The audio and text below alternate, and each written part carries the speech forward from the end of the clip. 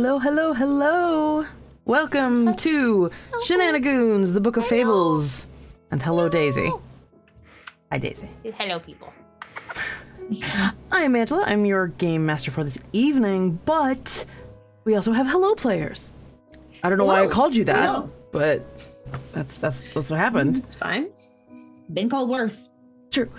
So actually, why did I say that? I don't know. I don't have any proof of that, actually. That seemed like a weird thing to buy in on. Anyway, hi, everybody. Welcome to Shenanigoons. It is Tuesday, and it is time for D&D. We are here, and we're getting going with some adventures. We are, of course, members of the Nerdsmith Network. If you have not done so already, please take... No. Sorry, I just realized that Beza and Oliette are in the wrong spot. Oh, it happens every time. It's fine. It's okay. I got it. It happens. There we go. It happens. I'm so sorry. They're all good. Yeah, they're done. So, today, as with all things... Oh no! Who gave it? Oh, thank you, Lane. Thank you for being wonderful. Open in case of emergency. 4 rerolls for the party. Yay! Thank you. Thank you, Lane. We need to make a note of that for Kyle to add to this. Yes. Well, somebody doesn't mind being in charge tonight. You can just make your own. It should be pinned in our chat if you need. Tis ladies' night tonight. Thank you very much, Matthew. Yes, it is. I am going to turn on the wall of fog, however, so that I can put that over our beloved Kyle. But I would like to say what I meant to say at the start of this ramble because I forgot what I was doing. We are members of the Nerdsmith Network. You can find out more about us at nerdsmith.org. I don't know why all my shortcuts stopped working, but it's fine. You can also find us at patreon.com/nerdsmith. And I'm going to take this opportunity to do a little in the wrong direction, immediately talk about one of our sponsors. If you go to worldanvil.com, but specifically go to the chat link that I just put up, you will find some new stuff. I'm 95% done with our Book of Faebles channel or page. And I just put it in the chat again. If you go right there, you'll find a bunch of info about our characters. I will be filling it out more with more stuff, but you'll also be able to find some of the in-progress maps that I put in. Also, as it says on the top right of that page, if you're a patron of us at patreon.com, you can find on that World Anvil page, if you sign in, you'll find links to all of the characters' Hero Forge figures. You'll be able to get access to all of them. You can save them to your own account. You can give them your own version of a badass makeover, or do whatever you want with. So you got copies of our characters. It'll be pretty fun.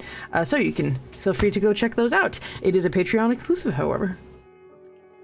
There, I did a thing. I put some on Patreon, and then I put it on the World Anvil. I did it. Things are happening. Anyway, so please check them out and check out World Anvil in general if you have not. And if you have and you're only using the base level, check out what's available for guild members. There is some incredible customization and specialty features that are there, so you should definitely check that out. And we're in a pizza place.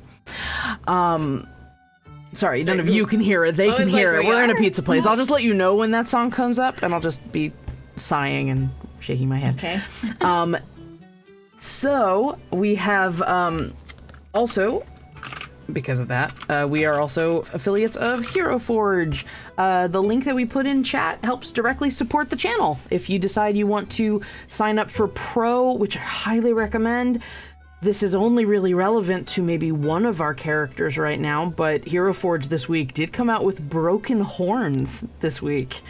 All of their horns have broken variants now, so you can put Someone got Nice. someone had some sort of, actually, Beza, your new, I updated Beza's hair using one of the broken horn things, and it looks like cool. little pigtails with their broken horns on her head.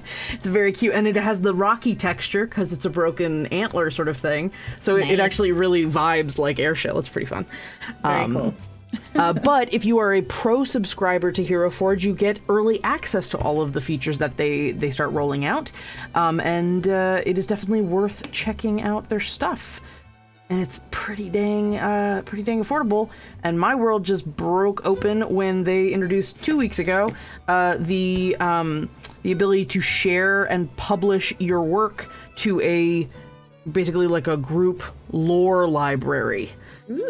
So now you can just scroll through everybody's stuff and see anything that somebody published, and I have way too many things saved on my Hero Forge account now.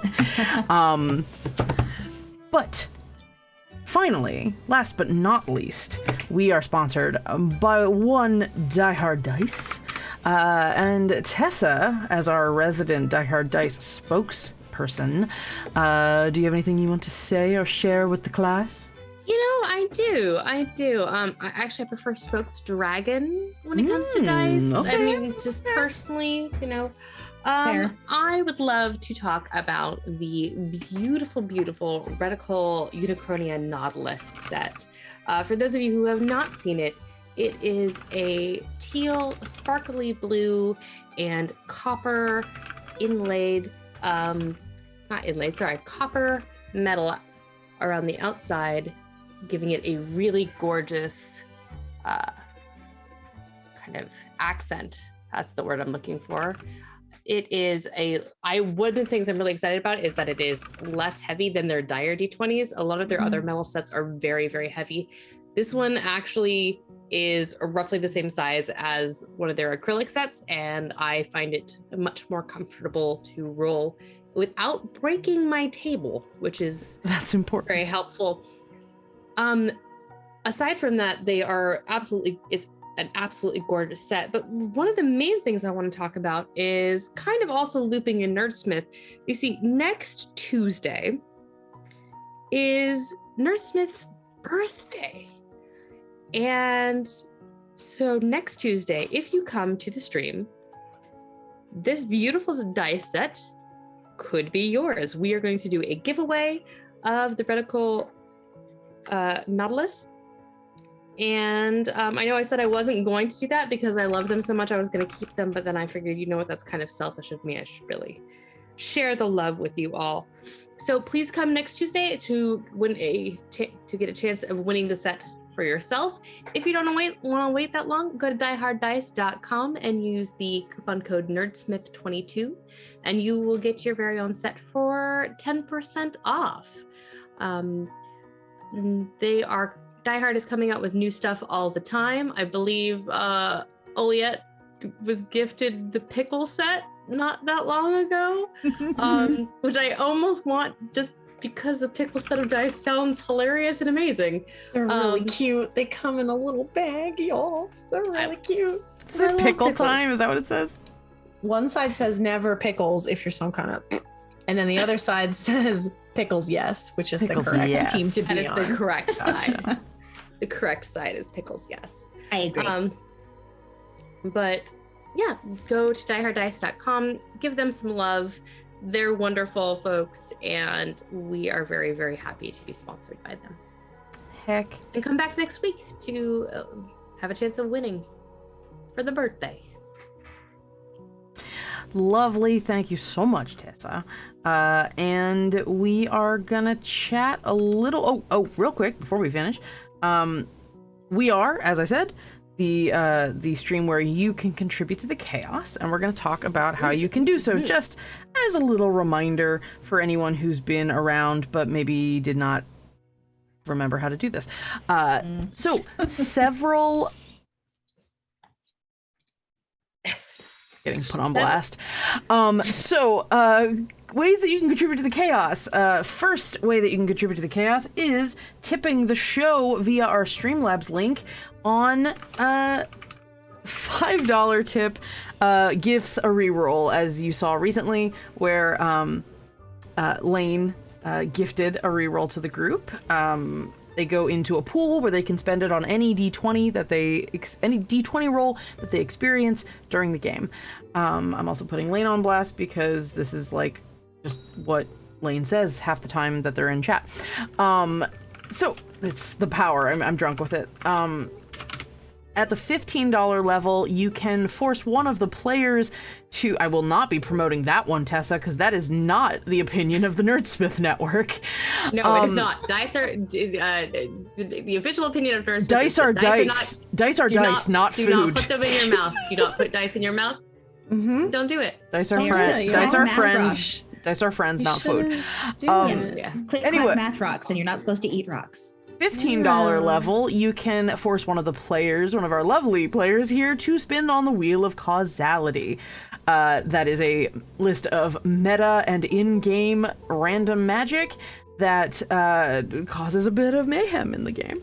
We all love it and hate it at the same time. It can be both. Mm-hmm. We can feel both things.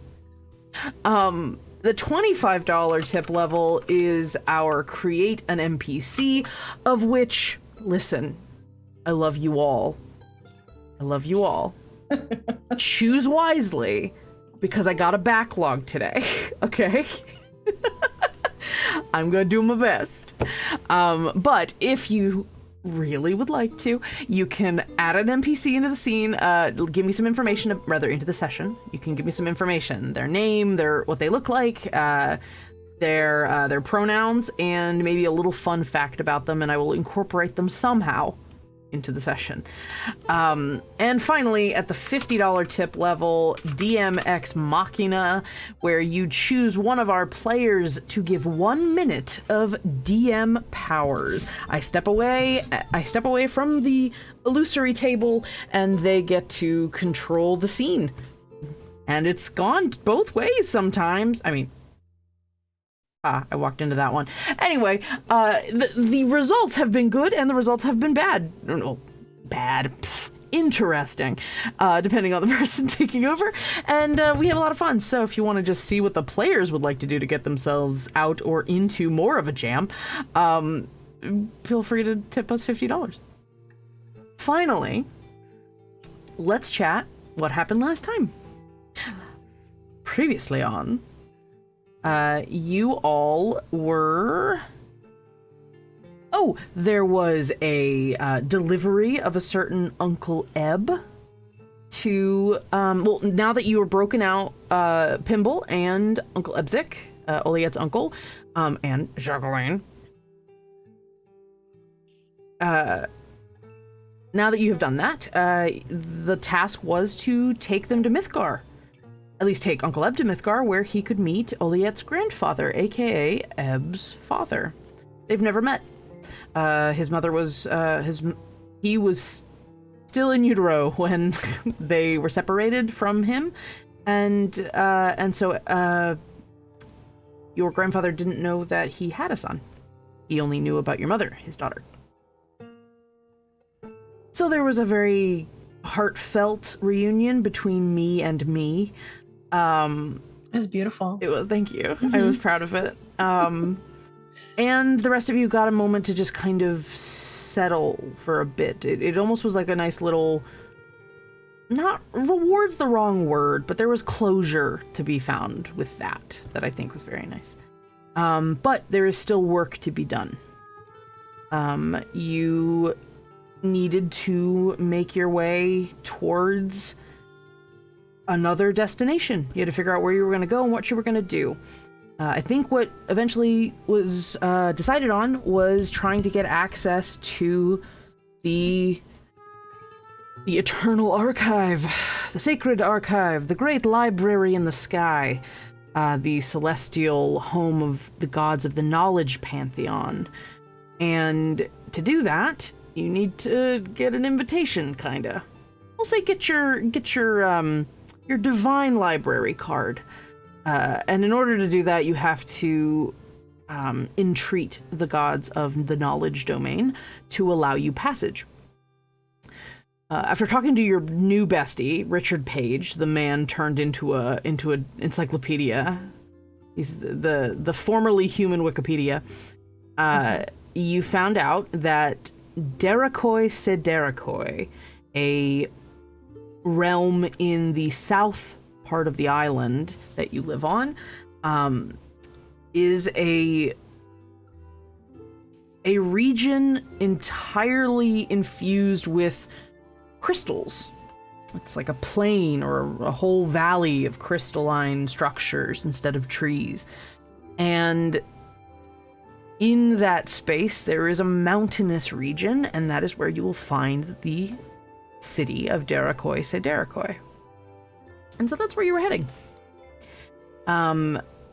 As you all, I believe you travel... Actually, you know what? Let's just start from there. How do you want to get there? You're on Mythgar. Was there an idea to do a tree travel? I've never been there, so... Okay. Probably to as close as we can get, I would imagine. As far south as we've been before. Can we and then have to walk the rest of the way. Can we do a real quick roll call of like who all's with you? Because I've lost track of who all's with you guys right now. Bare minimum. So we have the party.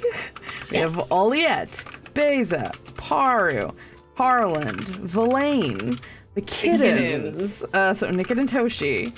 Yeah. Pinball. Is he coming with? Pinball is coming with. Okay. Especially after the following night. Yeah. When I'm he gets a... Eb is leaving. Or staying. Eb is staying. Eb is gonna stay. Jacqueline is gonna stay. You also have... No, I'm gonna write out some characters.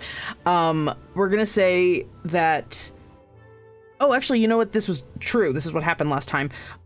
Professor Markle von Hammerford Schmidt stayed with their undertow machine. Yep. Kiel stayed with the professor, and I'm gonna say Daisy stayed with the professor, so that's fine. I think Vector is also gonna stay with the professor, just to make this easier. 14 stayed with Uncle Eb. And 14 stayed with Uncle Eb. So Uncle Eb now has a helper, very large, mostly maybe not literate, but can do alphabetizing. It's half the battle. It's a start. So you have 1, 2, 3, 4, 5, 6, 7, 8 people. How restrained of you. Half of them are me. Literally half of them are me. It's fine. So, and one of them is just T-Post, but other than that, okay. So you have 8. That works. You all are in Mythgar, and you're getting ready to leave. We will, we'll forego overwrought goodbyes. I think you spent a good bit of time with everybody, and Elliot, you were able to spend some more time with your grandfather and with Uncle Eb. I'm just gonna assume that nothing is gonna change your mind about Jacqueline. So I'm not gonna attempt to humanize her for you. She's just that bitch who's trying to get in with your uncle. Your sweet, innocent, completely, like, he has never done anything wrong in his entire life. And you don't trust this bitch. But she does seem to really care about him and want to take care of him. So you all plan to go the next morning. You wake up at the orchard of the... Damn it. Fearless Furies. Thank you. The Fearless Fury family. The Minotaurs, and you wake up with this massive breakfast and just lots of activity going on, and you note, Oliette, that your grandfather and Uncle Eb have sort of squirreled away in a corner away from some of the noise. It seems like they've found a bit of a rhythm, which is nice. And you all say your goodbyes as you start heading out. Pimble is fashionably late to breakfast. Oh yeah, I was hiding from Manny. Oh yeah, Manny. Right. Has anyone seen Beza? Oh, God. She and I have a lot to work out. Long distance relationships are very challenging. Wow. I mean, that's gotta be tough. I sent I her. haven't seen her. I sent her on a trip, Manny. And Villain just kind of like sidles up next to Manny. We have a friend down the river, name's Mammon. And there's a pumpkin farm, and we had her go check out some things. We had to kill a bunch of monsters over there. She's very strong, very smart, very, very fearless. Oh, I'm very aware of all of her excellent qualities. Well, you know, if you catch up with her, you might be able to help her out. Show that you're, wanting to fisticuffs fight her. No, you're strong. God damn, go. You just go find her. I love Villain. And let me see if Manny's enough of an idiot. That's so sweet of you, babe. I wish I had thought of that. I know. I'm thoughtful like that. You are.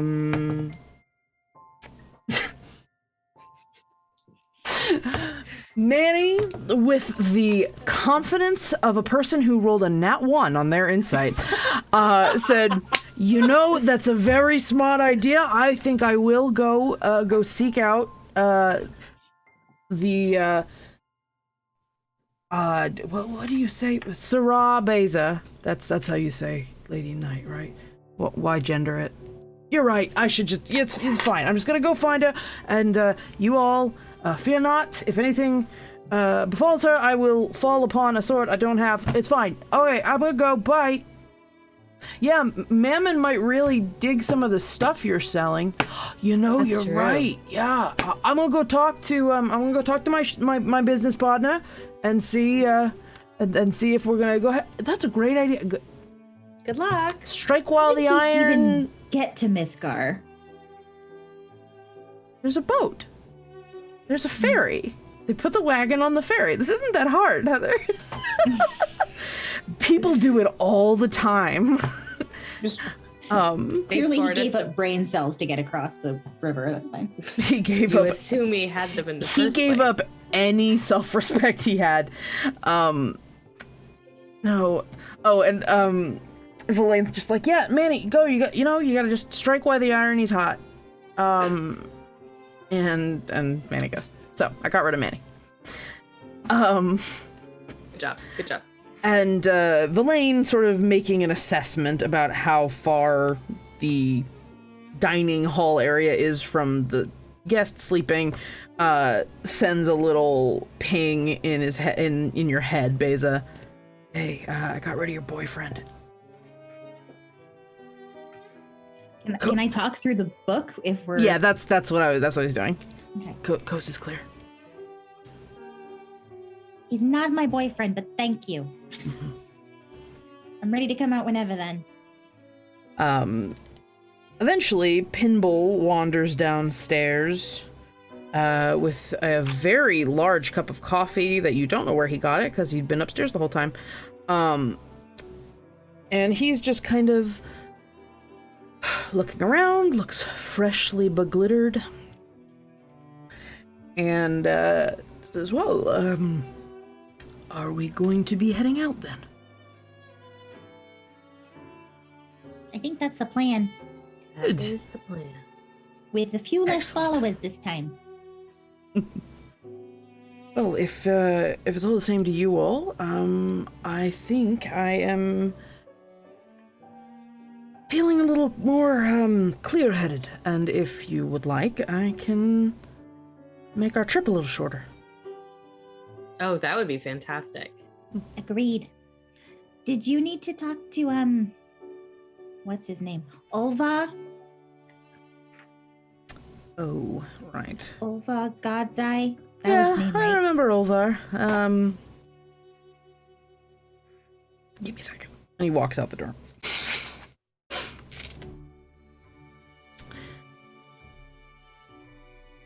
So, you all are, just, like I said, saying your goodbyes. Mhm. And I am just changing the music. 'cause Beza it's- apologizes to everyone for disappearing. It's Like I wanted to spend more time with you guys, but I needed to not be around Manny. She's gonna laugh like, oh, yeah, get it. So, what is our next stop? Are we imagining that we are going to just land at the front door, or are we going somewhere to get to the archive? This would preferably be a conversation with just us four. Or I guess maybe with Fellaini. and maybe Pinball. Mm-hmm. And yeah, I guess Pinball when he gets back. Why are we going to Derekoy again? That's where the temples are. The knowledge and That's right. arcana temples. That's right, the temples. If we're gonna try to get access to the archive from the mortal plane, Yeah, that's at makes least sense. the way to start. Yeah. I don't think it's a good idea to take a whole party of people into this archive. This isn't their fight. Why are we risking the lives of people we care about needlessly? I mean, I don't disagree with you about risking people. That's not ideal. Yeah, you're more likely to risk yourself, Beza, because we're gonna roll a wheel of causality for you right now. Thank you, Matthew. Yeah. Do it. Okay, run. Thank you. Good. Thank you, Matthew. Spinning the wheel, spinning the wheel, spinning the wheel of causality. Really? Really? Really, Showing up wheelie. on my screen yet. What did we end up with? It's,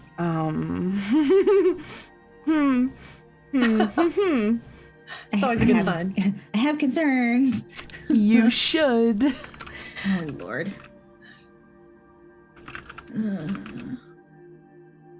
All right. Well, we'll continue the scene. We'll deal with it in a Fuck, bit. again? We'll deal with it later. It hath spoken. It hath. God damn it. It hath spoken. All right. It's a little late in the campaign to do this, but I have been meaning to create a little like a little box on the side of the screen that says current active effects, so that they know what's happening to us. The subject of bringing everybody being dangerous. And Pinball can fend for himself. I have absolutely no doubt that you are more than capable as you are Glittery, which we know is endless. what? Wait, why are we having a problem here? No problem, really. But I think it's more concerns about who we bring with us if we end up in a fight. Oh, silly me. Sometimes you ever have that thing where you think everybody hears what you're saying in your head? You Yes, just assume? but for us, it's actually true. I've been there before. I don't think we'll have a problem. at the archive, if we run into Oh, Mertenshaw. the Eternal Archive? No, absolutely not. I meant the Derekoy say Derekoy. No, I'm not worried about that place necessarily. That the temples would probably be quite safe. You mean the next step? I mean, if that is a very brief stopgap to get us where we need to go, I don't think it's wise. I don't think it's wise to take the kids with us into this massive battle. To be fair, I mean, I don't disagree with you. I would be very upset if something happened to them. But they're also not exactly kids anymore. Well, I mean, they still are kids technically, but it's not the same. They did they're get to age someone's up. kids. I mean, physically, they might actually be chronologically older than me right now, technically. I think they were the whole time, technically. I think they were the whole time. Yeah, it might be right. So my question in bringing this up now is because we are still around people we know well and trust, do we want to take them and leave them at these temples? That seems not as wise. Well, depending Or- on your preference, I might be of better use there. Just in terms of, As a babysitter? no, I meant as in on the mortal plane where all the other bullshit is happening. Yeah, there is also that. Listen, I don't want to take them onto like a front line or anything, but I do have some contacts I have to catch up with. I can make the All I'm saying is introductions we know he at the fights temple. dirty. Well, yeah. And we know he will not hesitate to destroy everything that stands in his way. We have seen it with Verlaine. We see it now with Kat. It seems reckless to take them with us. And Nick and Toshi are over having breakfast, so you guys aren't having this conversation in front of them. Right. Yeah. I don't think it's... All I'm saying is that if I ever had kids, I would not take them into battle with me. But I don't have them, so I guess I can't say with accuracy. Maybe I would be a super cool mom. I don't want my kids in battle. I don't want them in battle. But so that's what I'm asking. The temples are here. What makes more sense? I don't think this is a decision we can make without talking to Verlaine and them. I think that... Oh, I'm here, babe. I'm sorry. Oh, sorry. Sorry. I was in the corner. It's fine. I forgot that I hadn't eaten and needed to put food in the oven. You know they made food for us, right? I keep forgetting. Somehow that's like... My breakfast is just... It's been a day. It's been a day. It's the good berry wine. I mean, hey, it's a full meal. It's a full meal. It is. Keep my always spell happy figure. that I don't have to do the whole mastication thing. Why do you have to say it like that? Why do you have to say that? Because it bothers you. Mm-hmm. Great. Cool. Yeah, that's why she does it, huh? Great. It's just like when I said I reverse 8. No, that everybody didn't like that. No, it's just not okay. That's not. No, that's. Look, yes. I'm with you, and I don't want them anywhere near him. I just think we are already biting off more than we can chew. This is already exceedingly risky. It just, I don't know. I don't disagree with you, but I also don't think we're going to be able to keep them away from all of it. I mean, they've already been exposed to some of it, and at this point, despite the fact that we consider them our kids and we want to protect them, they're also old enough to make their own decisions.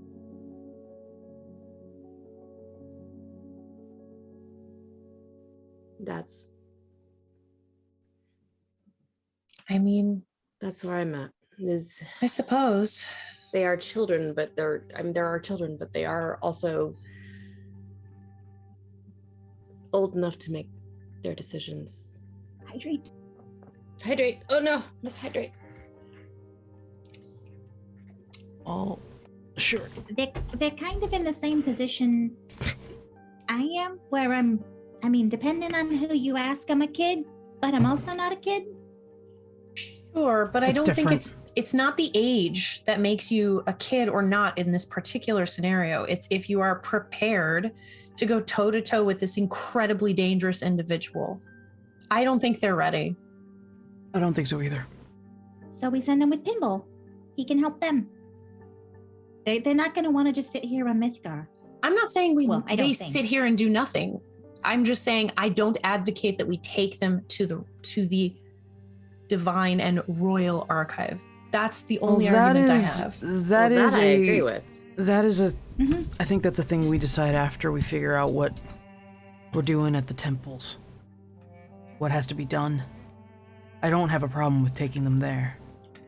Same. I don't have an issue with taking them to the temples, but I'm asking, depending on what we find there, I can and I don't want us to get into a situation where we're like, oh, it's too dangerous to leave them here too, and then we end up dragging them into this huge mess that we kind of. Yeah, Pimble speaks up and says, "Whatever you decide, I can take them there. Okay, I can." Well, it sounds like we're letting them decide. Ultimately. Sure, whatever ends up being decided, I can help. Get them, between Pimble and I, we can get them if they decide to either stay. Oh, sweetheart, save your back strength. You gotta let me show off a little bit. I just remembered a few things. You are a walking show off, of course. How kind of you. And, yeah, go ahead. Oh, I was just gonna say, then we should talk to them I'm just not ready for this to be potentially the last time I see my kids. I don't think it will be more. if we're successful. I think you're less likely to have that situation become a reality if we don't take them there. That's my concern. I would hate for the last time that you see them to be strewn across a battlefield. I meant... Belaine nods. I think they're going to be a liability. Not that they can't handle themselves. I know. They can handle themselves to a degree. We have a bet. I know. I'm not ready to say goodbye right this second. We have a better chance to take them to the battle. Yeah, we have a better chance of coming back to them. We're not distracted in the moment. Hopefully they get that. That's fair. He gives you a little hug. This smart, I think they will. Well, hopefully, we'll see. We keep coming back every time we say we're gonna, so that's a good start. Good track record. Yeah, let's hope. Let's hope. So, yo. Are you guys done eating? I'm bringing my breakfast with me. Isn't that just hold up alcohol? my bottle.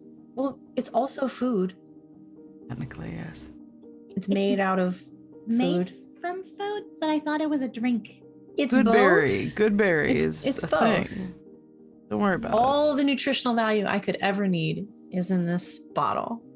Maybe not That's all debatable. you could ever. Anyway. It's totally fine. So, Pimble gets you all to head outside. We'll get going. Yeah. And as you get outside, you all collect. You get the kittens, and then the rest of you are sort of standing around. And Pimble says, "I not to toot my own horn or anything. How's about we go?"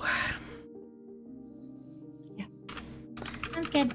How's about we do? And I'm going to double check that how this works. It is not. Hooray, we don't have to hold hands. But we could if we wanted to, though. If you'd want. Sure. I'm just saying. Do you want to? I mean, kinda. Okay. Fine, everybody, you have to hold hands. I've decided now, I just remembered. Blaine's too tall, and I just stick my hand on his butt.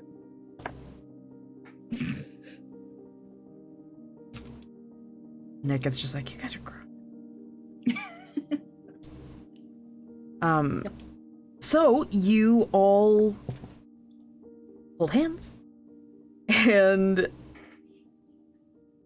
Pimble casts teleport, because that's a spell he can cast now, because he's out of the goddamn chronograms. Mm-hmm. And you all feel a very familiar sensation of kind of tripping and falling. But it's just kind of in every direction. And when you all feel that, you all, well, Beza, you feel that sensation of falling, and everything goes dark. For a moment, you remember that this is supposed to be a mountain. You are underground. You don't feel anyone's hands holding yours, though. If you were participating in that part of the spell that was being demanded. She probably would have. Because why not? Sure. Hello? Hands is fun. Mm-hmm.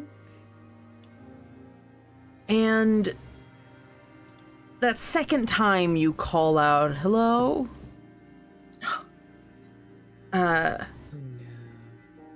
There is a sudden spotlight in your eyes. Oh, for fuck's sake. And you see a figure in front of you. It's almost too complicated to really, like, see a face. There's too much clockwork. Oh my god. And then this figure, you see the vague impression of a face amongst all of this moving mechanical parts, and where there would be eyes in that shape, you see lenses turn, very much like you're at the eye doctor. Kind of focusing in a little bit. How many mathematical insults am I gonna get hit with today? You, this thing is very big. This face is very big. You're basically in front of a wall, about 20 feet up. The whole thing's a face. Hmm.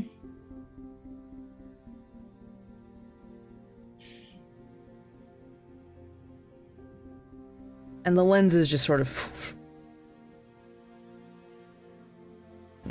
like it's trying to adjust and focus on you. A, B, 1. And then you hear the creaking of gears and like that like slight vibration of mechanical parts all around you, like it's vibrating through the walls.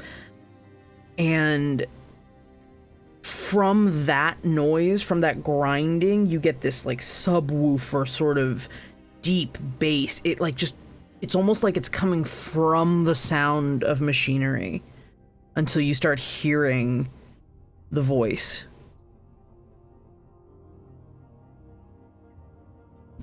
Don't worry about the squeak. Just I need to oil can. And the voice that emanates from everywhere around you says,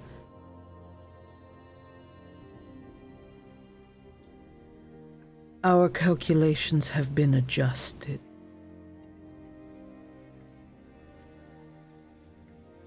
Congratulations. You have been accounted for."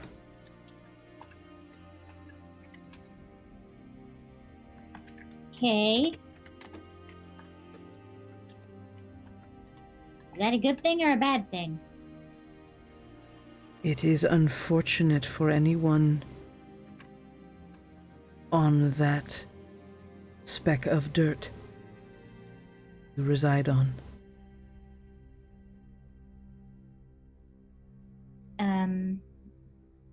Why?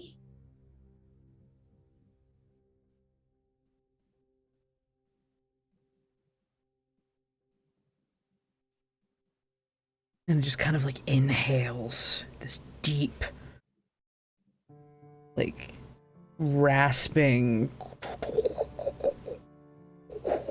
and you just like hear more clockwork turning, like almost like the question made it have to think, and you can literally hear the gears turning in its head.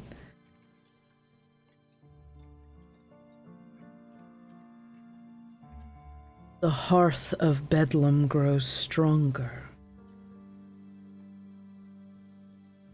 Conflict, chaos, war has come to your shores. Despite our best efforts. It seems inevitable. It's almost like life finds a way.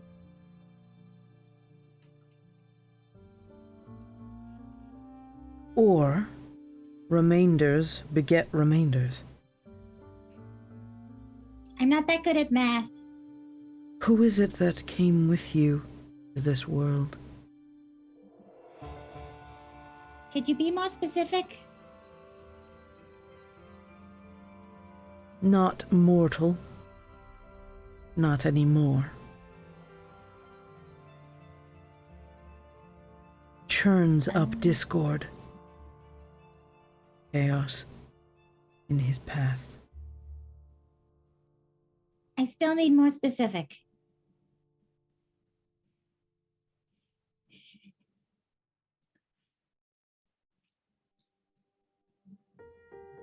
What is your purpose in your current projected destination?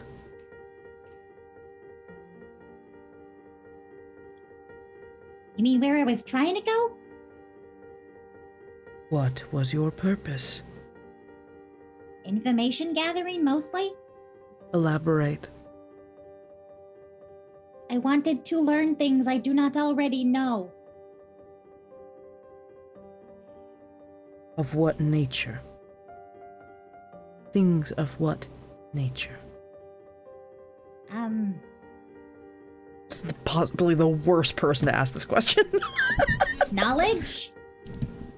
Of what? Specificity is important. I mean, technically we were going to learn the knowledge of knowledge.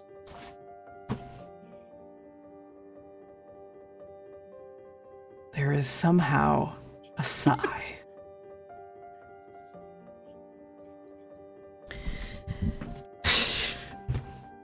Amazing.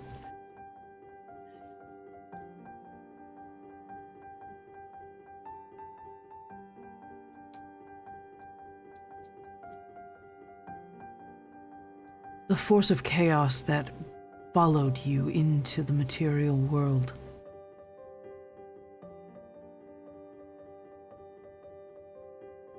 It will rain destruction down on your isle. Still don't know who you're talking about. I mean, I have a couple of different potential guesses, but I don't know specifically who you mean. Give me an insight check, Beza, you sassy son of a bitch. An insight check? Yes. If I have to. Uh-huh. Face of a DM that's Sass like, is the best sass. just yes and, Heather.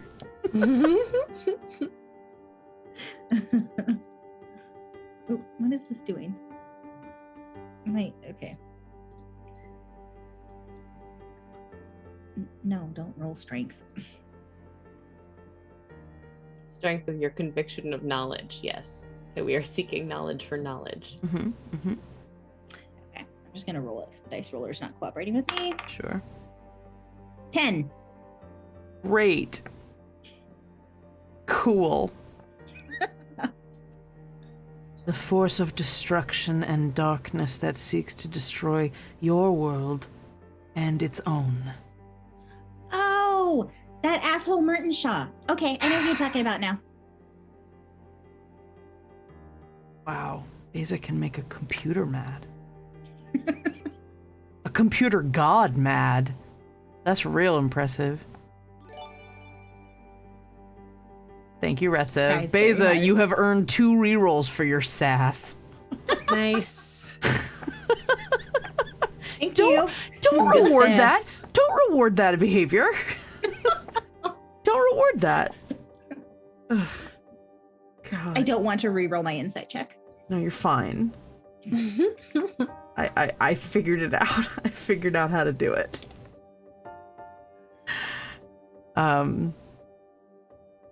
It says, it repeats the name. Martin Shaw. That's what I was told his name is. He's also known as the Lord of Tales, and if you ask myself or any of my fellow remainders, I that did asshole. not. But you You did, though? Like 2 minutes ago? Our calculations will be readjusted to account for Merton Shaw. All right. Have fun with that. Do not interfere with our adjustments again. Or what? Or you will be corrected.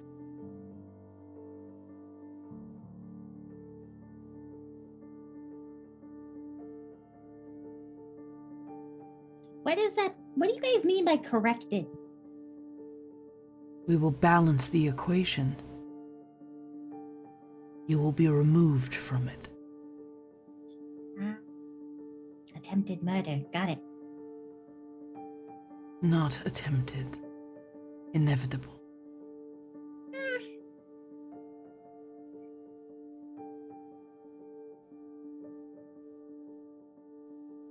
Did you have any other questions? I can't promise I know the answer, but I can try.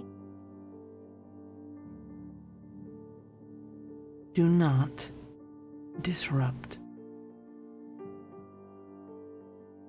our purpose in your world again. I still don't 100% know how I did the first time. Give me a charisma save. Existing. I mean, she legitimately, like, she's like, I didn't actually do anything. Fine. I existed. You said charisma? Mm-hmm. Oh, that's not a good one for me. Oh darn. Sorry, you got the sass back from the DM today. That's fine. Is this like a charm thing? Nope. Okay, then 13. 13. Unless I re-roll. No, you're fine. I mean, you're not fine, but you're fine. Don't know that I'm gonna roll higher than that though, honestly, because my charisma is a +0. Yeah, it's fine. Beza not good charisma. So, And it's foot in mouth right now. you feel a very, very forceful shove out of whatever plane of existence you were in. And as everyone else feels that subtle drop and you land on the ground, Beza, you hit the ground like someone threw you. Because they did. And there is a crash of glass sound. Kind of upsetting. And so you all see Beza smashed to the ground, and she is surrounded by colorful glass. It almost looks like stained glass. Lots of little shards of it. Which you can decide whether you pay more attention to the fact that Beza seems to have been hurtled through this little teleportation spell, or the fact that you are surrounded by a field of tall geometric shapes. Long crystalline forms that have grown and spread and fractaled out and reached up. It almost is, it's like Honey, I Shrunk the Kids, except everything's made out of sugar crystals. Everything's just huge. Ow. Are you okay? I didn't mean to do that part. I didn't mean to do that. That shouldn't have happened. No. Oh, what happened? A favorite neighborhood clockwork asshole dragged me into some sort of dimension again. Oh. Do you need me to heal Sorry. you up? Oh, No, well- yeah, hold on. You take 5 bludgeoning damage. No, I'm all right. Okay. She says she'll. Okay, just quick question though, but like, are you God? Because this seems to happen to you a lot. As far as I know, I am not. Although, is this the third time? I think this is the third time Beza's been pulled into this from the wheel. It's possible. Anyway, this time they wanted to know the Lord of Tales' name so they could account for him in the calculations, and they were upset at us. Big surprise. Apparently, they've now how did he put it? They have adjusted their calculations and we've been accounted for. Well, that's creepy as fuck. That's awful. We're no longer considered remainders. Also, apparently, if we keep going against them, we're going to be corrected, aka dead. What does against them mean?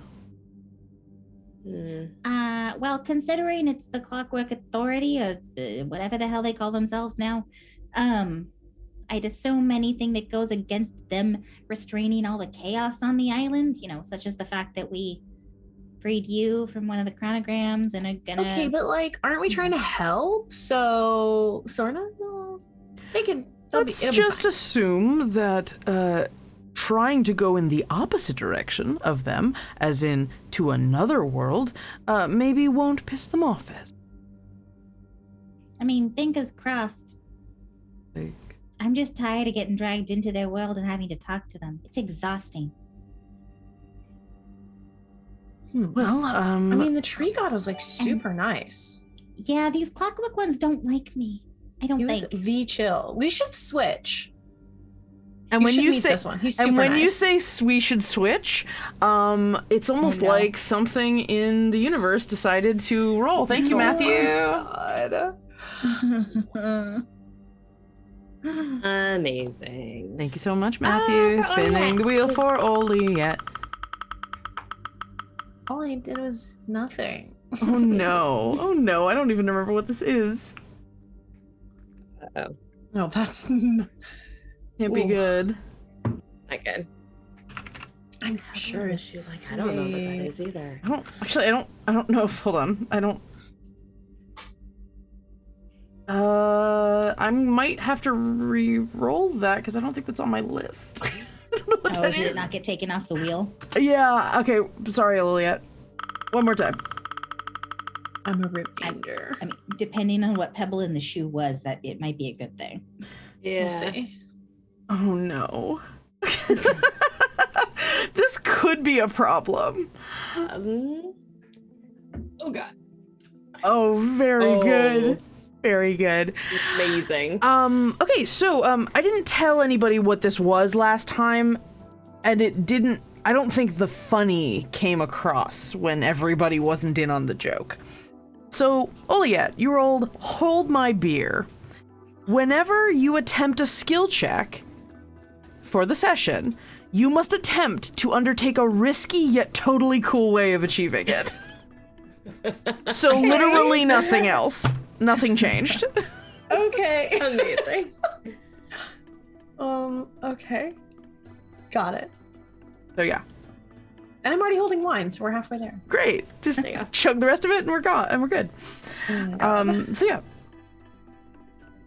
All right. Beautiful. Now I'm just waiting for Parus and we'll see what happens. Don't put that energy out into the universe. Oh, what do you Why think's would gonna do happen? that? There's only 3 of you and 2 of you have gotten it. Please. I mean, yeah, it's fair. Yeah. Good thing we have a bunch of rerolls. Yeah, right? Fine. It's fine. All right, so you all now have this. The area is full of color. Not like a rainbow, but like these shifting waves of jewel tones. A little like the kind of like shimmer at the bottom of, or looking up at the ocean where the sun is looking down. And it might just be more the fact that the sun is bleeding through all of these crystalline forms. It's eerily quiet here. The only thing that you can really hear is this gentle wind kind of through the crystals. You have arrived in the fields outside of Derekoy. Say Derekoy. Pimble looks around. Oh, shit. It grew since I've been here. That would make sense. It's gorgeous. I love the crystal. Well, mind your step. Well, it might be a little late. They are pretty though, and Beza stands up and is wiping crystal dust off her back. Sharp though. Welcome, Raiders. We're going to celebrate with the thing I put out into the universe, which is Retsev. Retsev purchased another wheel. Yep. Thank you. Thank you. Everyone who hasn't seen this before, the Wheel of Causality is a bit of bullshit that we roll to see what happens. Paru, let's see what you get. Delightful bullshit. The Prestige. Yes. I can't remember what that is. That's the one where you vomit stuff. You disgorge. Oh, no, no. Let's be clear. You disgorge. You disgorge an item. Okay. You reverse eat an item. So every scene, you will disgorge an item. I need you to start with. Give me a D. It's gonna be a dumb number. Give me a D 546 because I forgot to round it in one direction or the other. Okay, 1 second. Yeah. I feel like this one's really cool. I got a laughing dagger out of it. It's pretty great. I mean, sometimes you get beautiful some really amulet. fun stuff. Yeah. We got like a platinum bar or something. Beza one got a time. really pretty mask, and I totally know what it is now. Like I have it. 348. 348. Okay. Yeah, it could be worse. It could be like soap. Okay. Okay. All right. Oh, Not okay. bad. Not bad. Beza. Paru, as you're all walking, as you're all like looking up at the beauty of everything around you, all these beautiful crystals and things, you feel almost like you're getting a little dizzy. Like, oh wow, it must be really.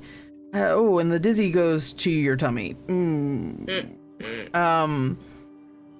And Elaine puts his hand on your back, like, you okay? You good? Pimble, is there like a thing? Like, do you get motion sick from the teleportation? Oh, I mean, not usually. What? Ooh, you look a little green in the gills there, dear. And very quickly after that,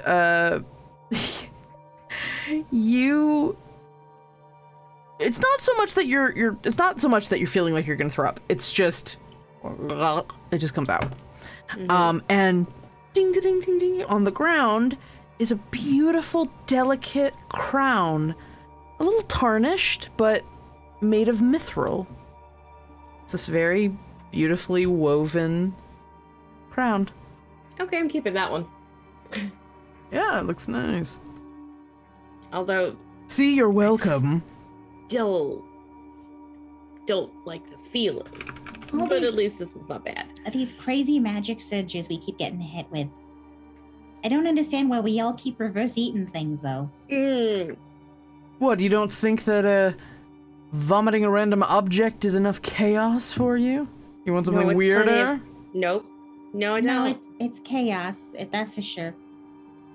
It really is, though. And Pimble actually like seems to be pretty confident as he's saying this. It seems to me that when you all connected to the magics that created that book, the Feywild was tapped very purposefully in order to create that reality or that dimension.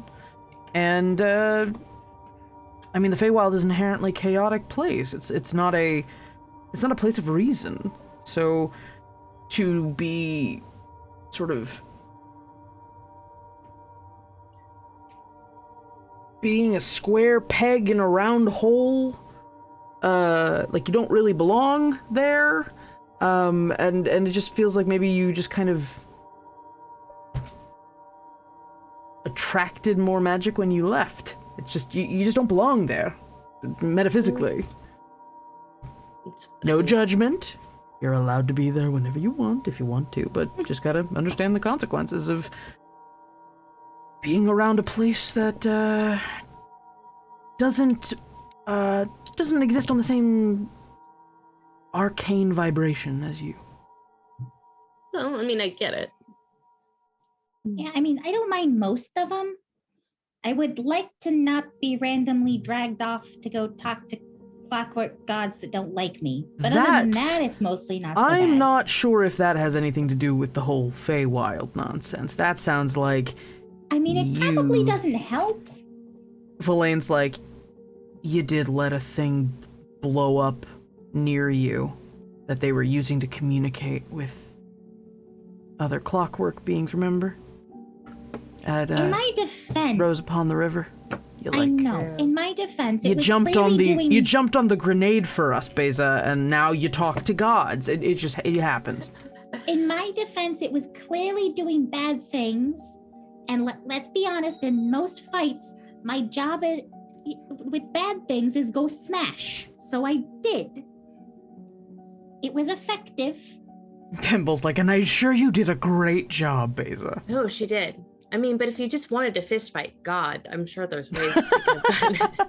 Well, you'll have plenty of chances now. No, I'm just kidding. Do not fist fight God. This is important. I'd have to pick one first. This is very important that you do not do that. Okay? I mean, some of the gods might like it. There's gods for war. That's fair.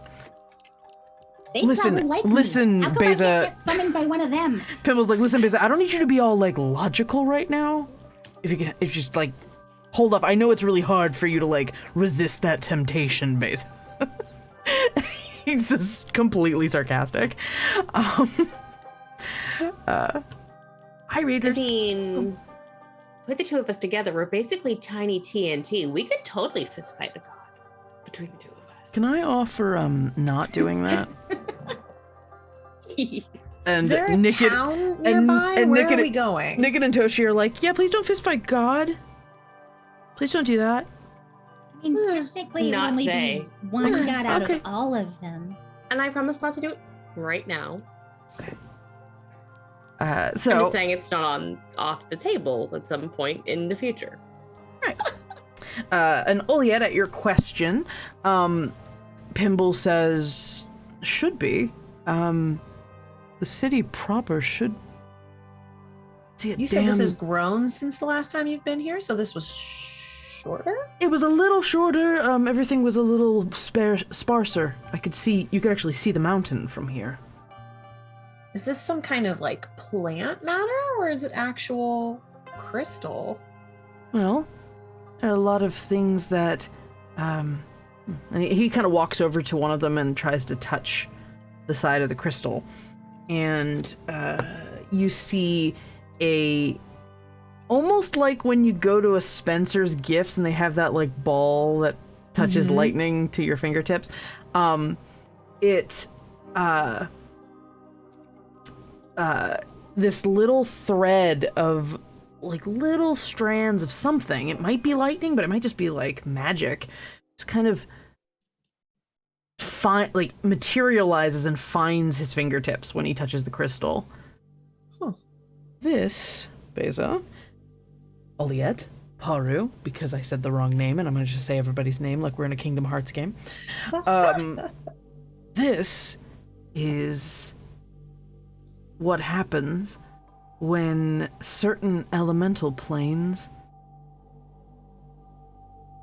cross and bleed in. It's very pretty. It is pretty. What does that mean exactly in terms of functionality for it? Well, any number of things. This place is full of lots of terrible ideas. Anyway, have you ever met anyone from an elemental plane? You know, okay, let's rewind. Do you know the elements? Earth, air, fire, water. Sure. Heart. No, that's something else. Pollution. Vaguely. I used to date a Captain Planet. No, I was kidding. Oh my god. You're telling me that man does not like to party? He's all shimmery. Only wears skin tight clothes. No, I'm sure. I suddenly got an image of Pinball down. Saying, "Oh, Captain, my Captain." Only goes partying when at least 5 people are hyping him up. Yeah. Oh my god. He needs an entourage. Anyway. Can I... Go ahead. How tall up are these? Oh gosh, they are... Like, the shortest are like 10, 15 feet tall. Oh, okay. We're talking like 20, 30 on average. Yeah. I might take to the air and see if I can see if there's a direction we need to go, since Pinball seems to not see where we're supposed to be headed? Okay, so you make your way up, trying to kind of, everything sort of juts. It creates this bizarre canopy of like jagged direction, like jagged shapes. You have to kind of make your way through.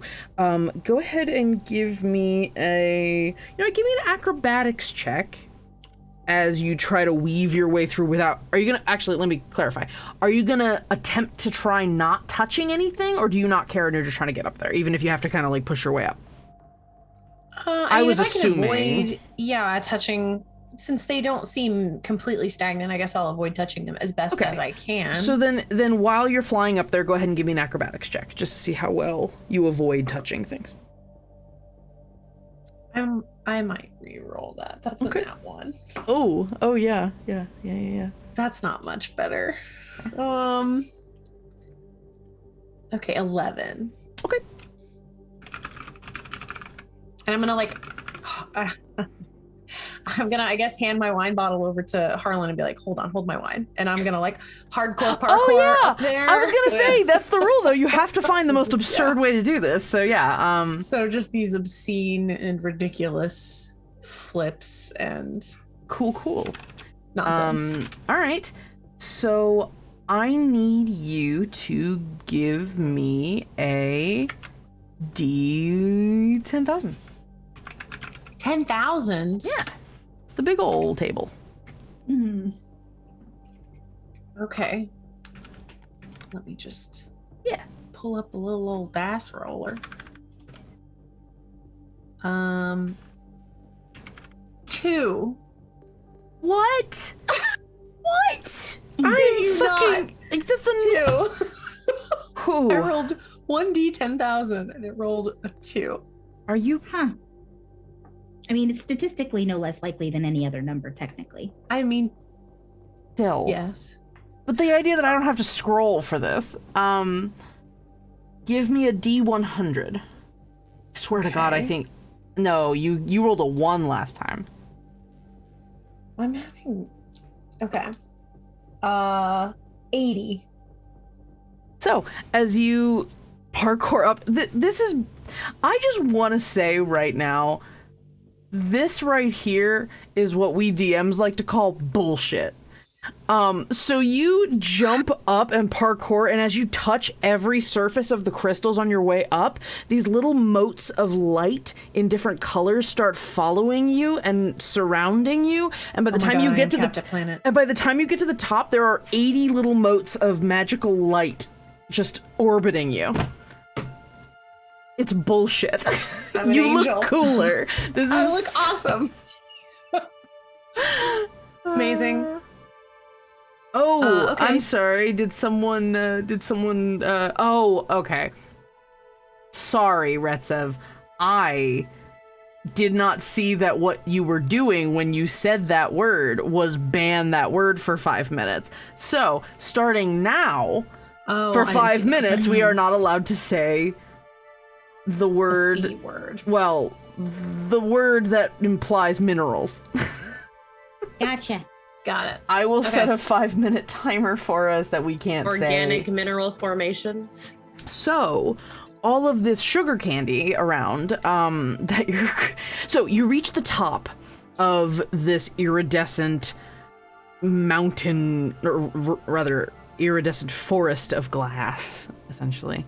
And you're surrounded by motes of light, and you're like, I'm so badass. It's absurd. It's the worst lesson for you to have learned in this moment. That you are just magic and super special. So special.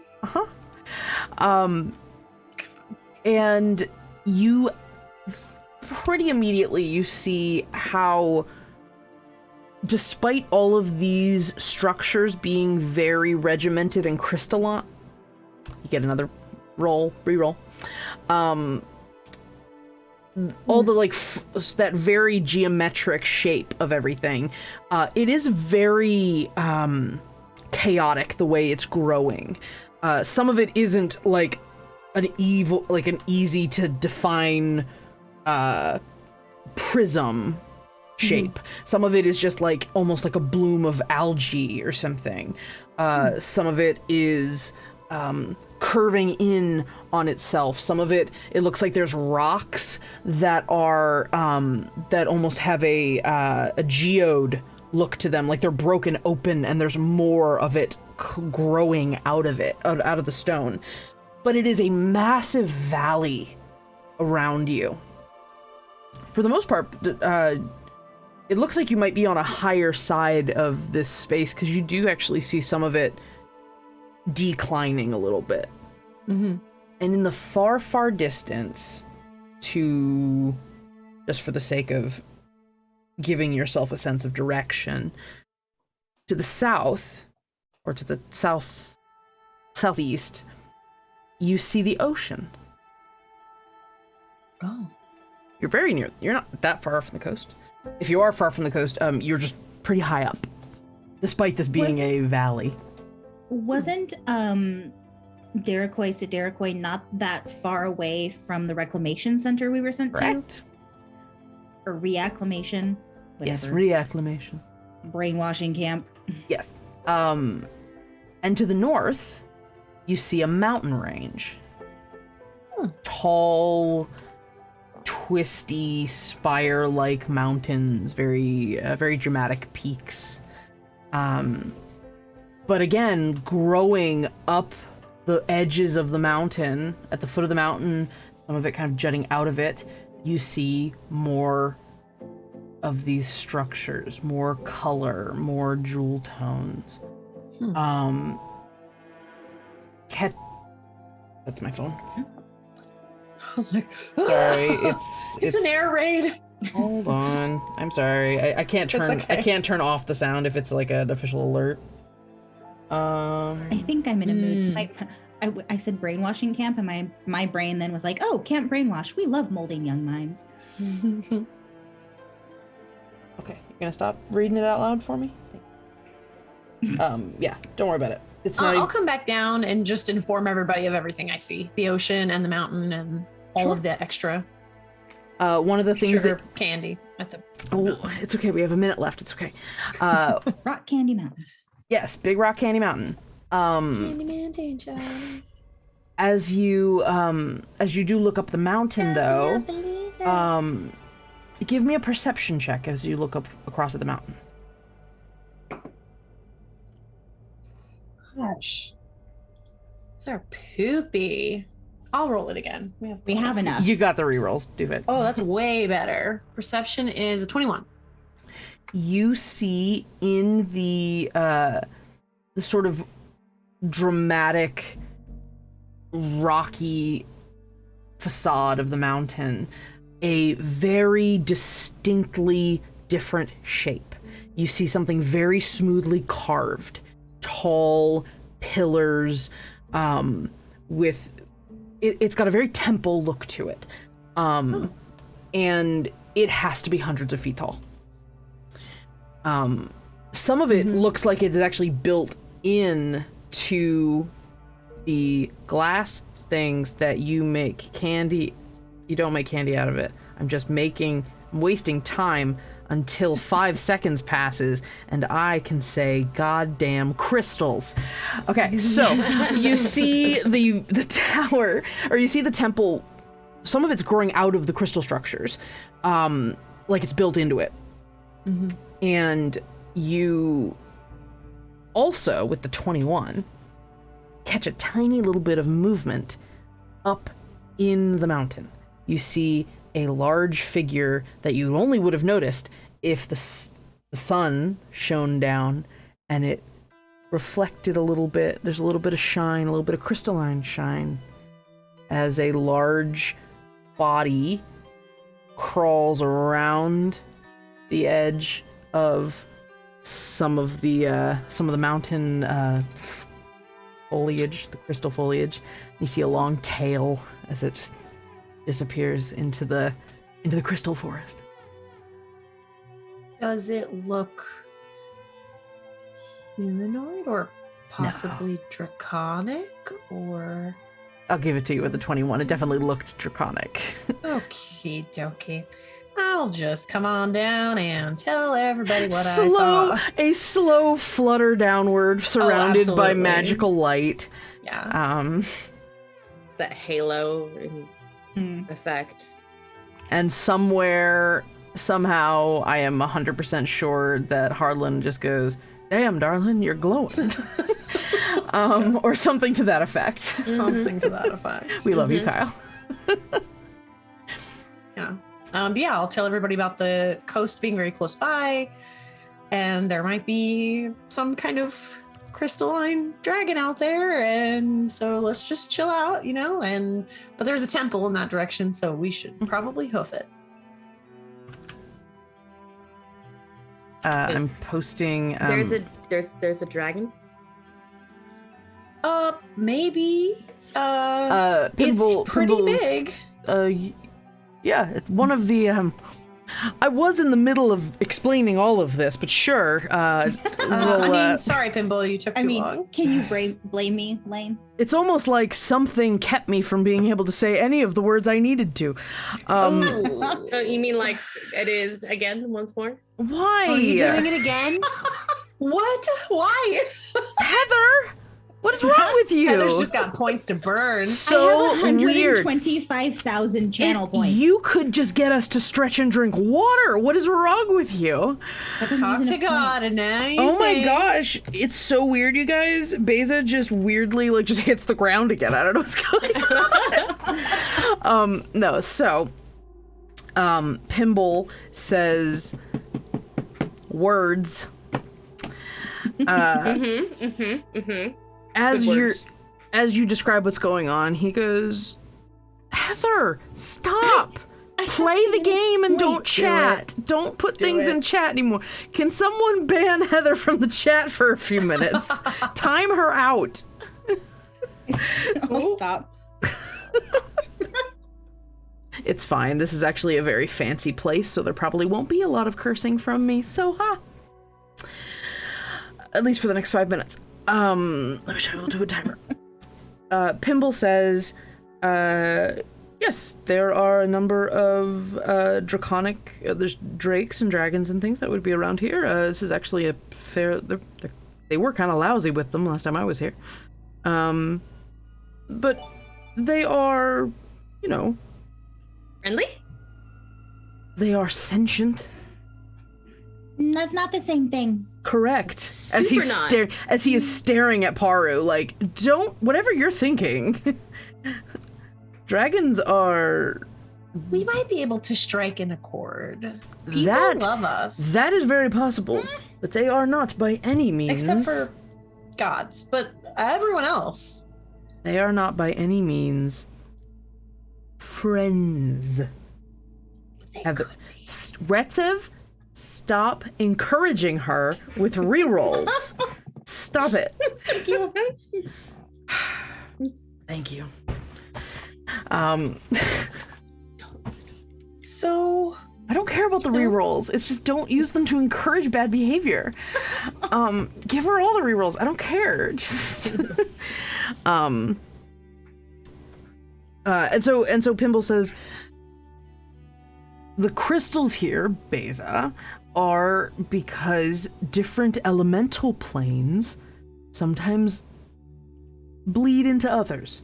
Whether that's because someone's done some sort of magical teleportation or has conjured directly from those elemental planes, and sometimes when they don't have enough control over what they're doing, which sometimes happens in this region, things get a little, wires get a little crossed, and some of that energy leaks into our world, and if it is able to get enough of a foothold to not just be burned off as magical energy, and actually becomes material, it can grow, and that is what you see here. You don't know what these things are going to do because they're kind of a mishmash of several different planar energies. Gotcha. So be mindful of touching them. Some of them are nicer than others. As you're just covering light. I will try not to touch the rock formations. Got it. Did the timer run out best. on the C word before Pinball said that? No. Okay. Sorry. Because my brain can't do that. Apparently, I don't. Tessa can't do the no cursing, and apparently I can't do the no talking about the word that you're surrounded by right now. Okay. Anyway, you know, I sound mad. I'm not really mad, but I just sound mad. I just want you to know. If we lay that. low, we could probably just sneak through here, right? Without disturbing anyone or anything.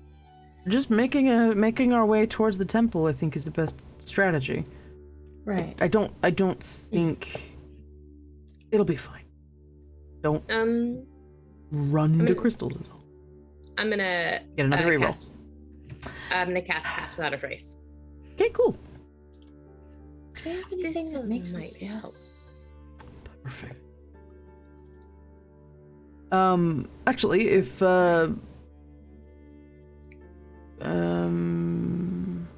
anybody doesn't mind. You know what, Retsev?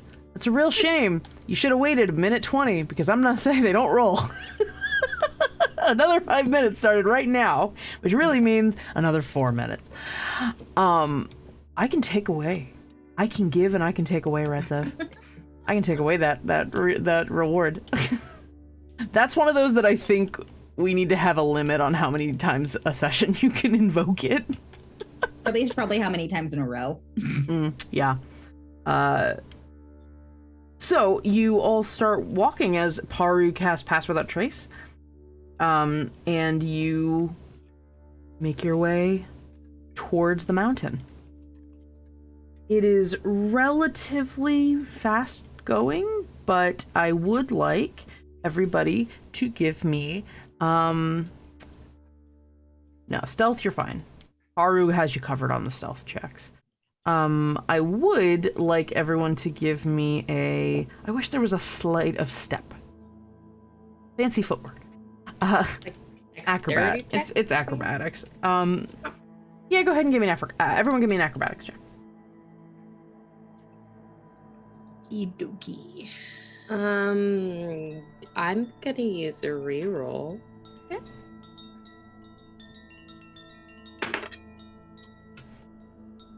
It's the exact same thing. Question. You have plenty. Use another one. I forgot that while we were on Mythgar, I would have been attuning to that shield. Cool. Last reroll. Good call. So how many days were we there? Because I would have tried to. It's up to you. How many days do you want to have been there? Is it based purely on the shield? Because I can just tell you what the limits would be. I would imagine we would have been there at least a few days, but sure. I didn't know if there was an exact number because I would have been trying to crank it up to. Awesome. Well, okay, at least awake. So if you want to charge it twice, we can say you were there for a couple of 24-hour periods. Okay. And then you will have spent that spell slot that day to do that. So This is the third day. So we'll say, do you want to have spent a spell slot today? Or no? You want to have done it yesterday? That's to increase the level. So yes. It needs to be at awake right now. Correct. So you start. Okay. So the first time you do it, when you attune to it, it's dormant. Yep. Then you put a spell slot in and make it groggy, and then another spell slot to make it awake. So correct. So you would have had. You didn't attune to it the first night. So the first day you would have put a spell slot in, and the second day you would have put a spell slot in, and we can say this is the third day. That's fine. Cool. So So- just roll that at disadvantage. We'll do a Acrobatics of 21. 21. I rolled 3 different dice. Each one of them was a natural 1, so I give Oh my up. god. No, the god. Yeah. No, the fates just don't want you to. Yeah. Apparently, that's I was fine. like, fine. Okay. I did also not rolled a try nat this one. month's featured Die Hard dice, so Do you- I don't want to. It worked? Yeah. Do you want to re-roll? It was at disadvantage. If I do a reroll, I have to reroll at disadvantage. Right? So Why do you have to roll a disadvantage? Remind me. because I'm not proficient with this shield that I'm carrying around. Oh, that's a 2. So 6 instead of 5. I This is going forgot this super whole well. time. You know, this whole time, Oliette could have been trying to become proficient in shields this whole time, Yeah. knowing she had a shield at the end of this campaign waiting for her. Yep. I didn't have faith I was ever going to see it. I thought it was just something that happened. Incredible.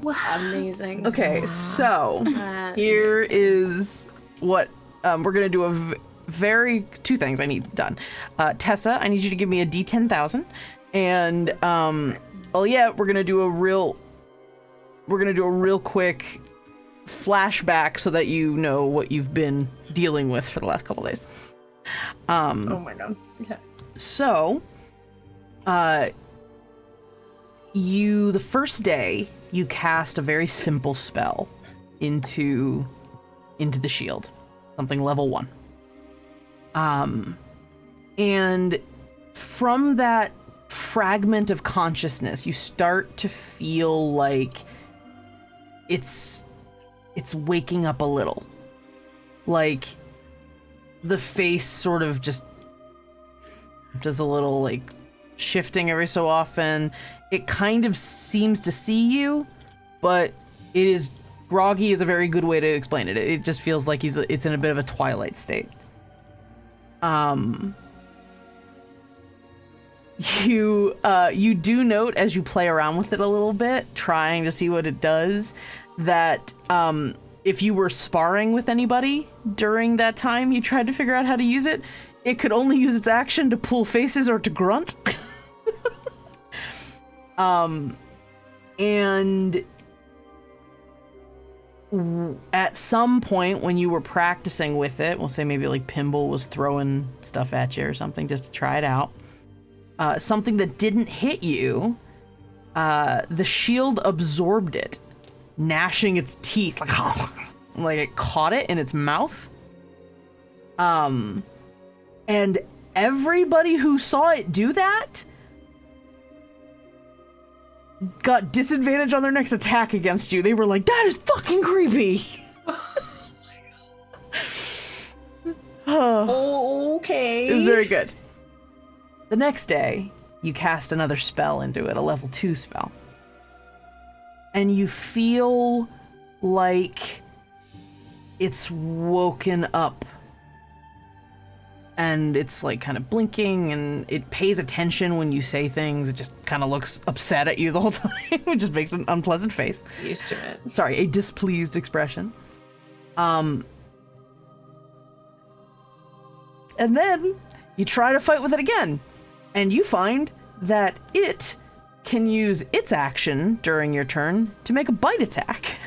It just goes and tries to bite people. This is great. You're not proficient with it, so it's just gonna do its own attacking. But then you put it down a little later that night.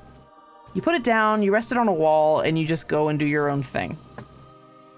And like an hour later, you hear a scream as somebody on the farm finds the shield face down in the dirt, slowly moving as it's using, and I'm not even making it up, using its tongue to push itself along the ground. It can move 1 foot per turn in that way. It says using its tongue and lips, so it's just making out with the dirt to push itself. It's like, what is happening? It's trying to get, so that's what happens if it separates from me. It's trying to. If unequipped, the shield can move by crawling on its tongue and lips. Wow. Oh my god. I don't like it. This is like when you adopt the dog at the shelter that no one wanted, and you're like, why does no one want this dog? And then 3 days later, you're like, my life is ruined. Oh my god. I got 6,969. Oh, nice. Yeah, I was like, nice. Like very, like wait, 6969? 6,969. What the fuck today, Tessa? Oh my god. I just exist.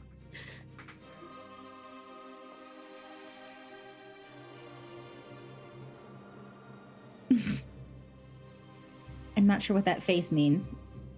It's the face of someone when there are too many things on this table. Paru, are you wearing anything metal? Uh-oh. Yeah, I just put on that crown that I got. Okay. No, that's fine. That's really the only medal I have. It's okay. After a little while, the crown starts feeling like it might be it's a little heavy. Like it's like when you wear a headband for too long. Yeah. Like you start feeling it. And at some point, Verlaine, you're walking. You're all trying to like move through the crystal growth, and he reaches for your hand. Like, okay, come on, I got you. And he holds out his prosthetic for you. He takes it. And you take it, and he pulls you through a section, and you probably hold hands for a little bit, like he's still holding on to your wrist. But then at some point, you want to like stretch your hand out, and you try to pull away, and it doesn't work as well. Like it's a little tough to. And then he's just like, "What are you doing?" I was gonna stretch my hand. No, just let go of my hand. Just let go. I am literally trying. I mean, it's funny, but you should just let go. Babe, I'm not kidding. Give me a strength check. Oh no, I'm very strong. That's. I don't know if that's good or bad in this situation. 5 plus 3. Okay, hold on. Alright. Harlan, I'm never gonna ask this ever again. Can you hold me? Ollie, 5 goals. Oliette's just like, pay up to Pimble. Alright. I knew it. He was gonna get around this group soon enough. For the rest of the session, Paru, your bones are intensely magnetic. Oh my gosh. I will, That seems like a condition. Yeah. magnetized. Yeah. I'm in danger. I'm in danger. Okay, and Oliette, I will also need a D10,000 from you as you rolled a 2 as you were trying to get around. My horrifying shield isn't punishment enough. No. Hold on, let me roll again. It's fine. I think you mean your perfect angel shield. It's wonderful. It is really, really good. I'm I don't literally know. stuck to my boyfriend. It's hilarious. Amazing. No, 1,000. Harlan can hold on to you, and with that, I'll give you advantage on the strength check. Okay. There you go. Really gotta fix this. Wait, one of those was a natural 20, so yeah, I'm fine. You're good. So you Harlan, you pull. Harlan's arms around Valeen's chest, just holding him, and he's like, ow, ow, ow, and eventually you go, ding, and you pull your hand off him. And he's like, Oh my gosh. oh. He kind of adjusts where it connects, like, ow. No, it's okay. It was weird. Yeah. No, he's not gonna do that one. He pulls out not his hand knife, but his another one. Kind of flips it so the blade's in his hand, and he just kind of goes. He just sticks it to me like a refrigerator. Yep. Amazing. That's kind of fun. I'm All right. glad I am amusing. Sorry. And he grabs hold of the handle with his organic hand, and the blade with his prosthetic is like. No, it's just there now. No, it's not. Pulls it. 19. He's like, no, I got it. You just gotta He stops talking because he was about to say you just gotta wiggle it. And he's like, that feels weird. But then, at some point, Paru, what's your passive perception's 24? Yes. You hear the gentlest little jingle of ball bearings from Toshi's pocket. Toshi. They stop. Yeah? What are you doing? You hear the ball bearings. Nothing. Mm-hmm. I'm good. I'm just walking. Yeah. Just walking. He just kind of puts his head down. He's like, That's right. Yes, you are. Because you're a smart boy. learned too much from me. And I see all, Toshi. I see that now. It's been a while. I need to remember that. So Oliette, what did you get on your Your second roll. 1862. I'm sure that was an important year for something. I don't know. Do you have any sort of scrying ability? Any sort of spells that do that?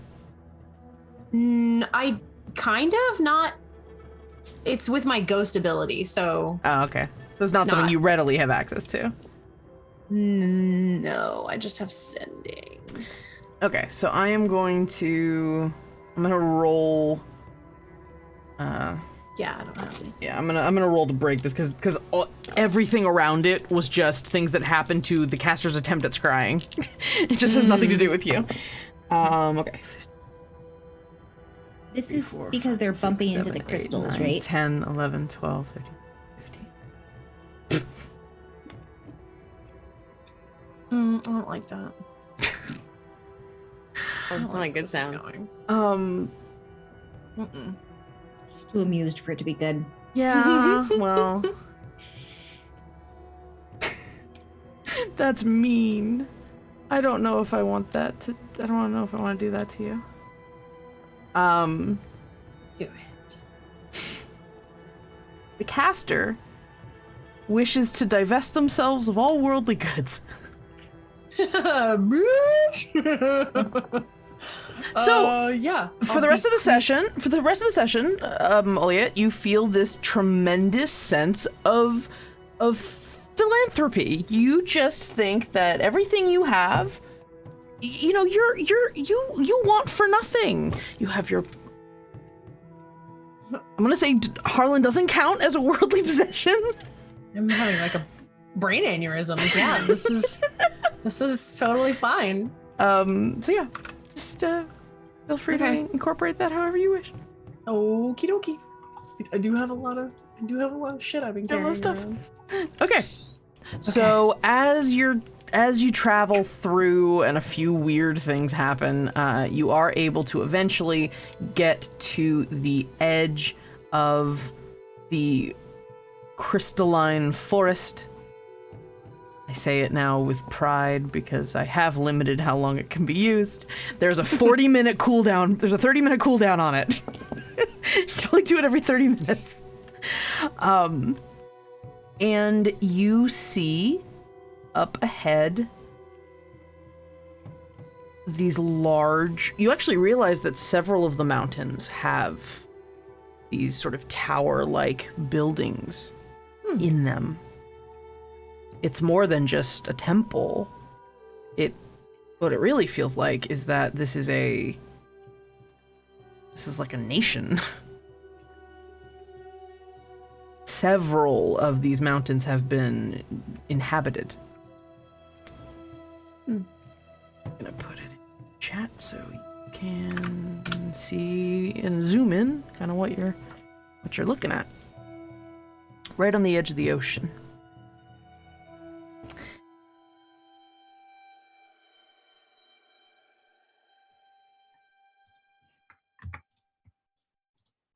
Oh, okay. Yeah. And so Pimble looks up at it with a weird sense of, like, nostalgia. He looks a little pleased. It has been a while. It's pretty. Oh, you haven't even seen the inside yet. This is like a whole vibe. Mm-hmm. I used to come here all the time. Speaking of which, Pimble, it has just been so incredible having you with us, and I feel compelled to honor this friendship and this gift of guidance that you've given us with something that I think you're really gonna love. And I'm gonna reach into my bag. Oh my god, just a random fucking thing. Oh my god. And I'm gonna pull out this massive serving platter, this wooden serving platter that's shaped like a boat. Oh my god, I forgot about that. I put so much junk in that guy's shop. Isn't it carved like a boat, like with a duck on it or something? Oh, I have other duck. There's multiple things. Paraphernalia. No, it's just this massive serving. It's beautiful. It is really lovely. A little bit of I really want you to have it. Okay. It would mean a lot to me if you would take this and treasure it forever. Of course. And never re-gift it or get rid of it. That's fine. The moment that I have a place with which to serve people, I will utilize it, of course. Okay. It's a bit of a non sequitur gift, but I won't. Thank you. I can't explain it.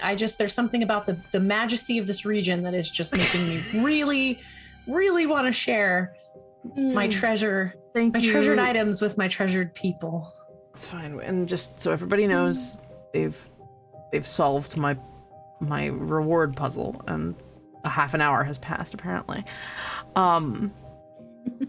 So you. By boat. So you he takes the platter from you. It's absolute great. Thank you. Yeah. Just out of curiosity, Villain, how much room do you have in your hand right now? You know what, Oliette? I take ownership of this. I do. Can you hold on to it for me until such time as I have a place that I can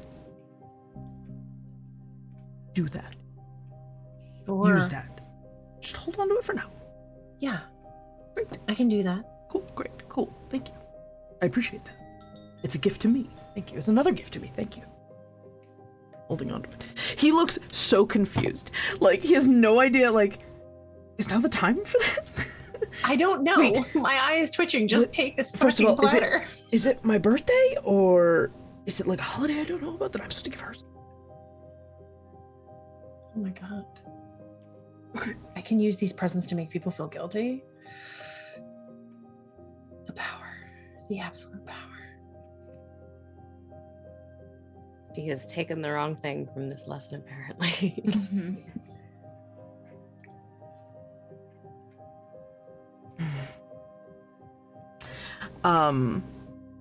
Do you think if I touched one of these things again that I would become unmagnetized?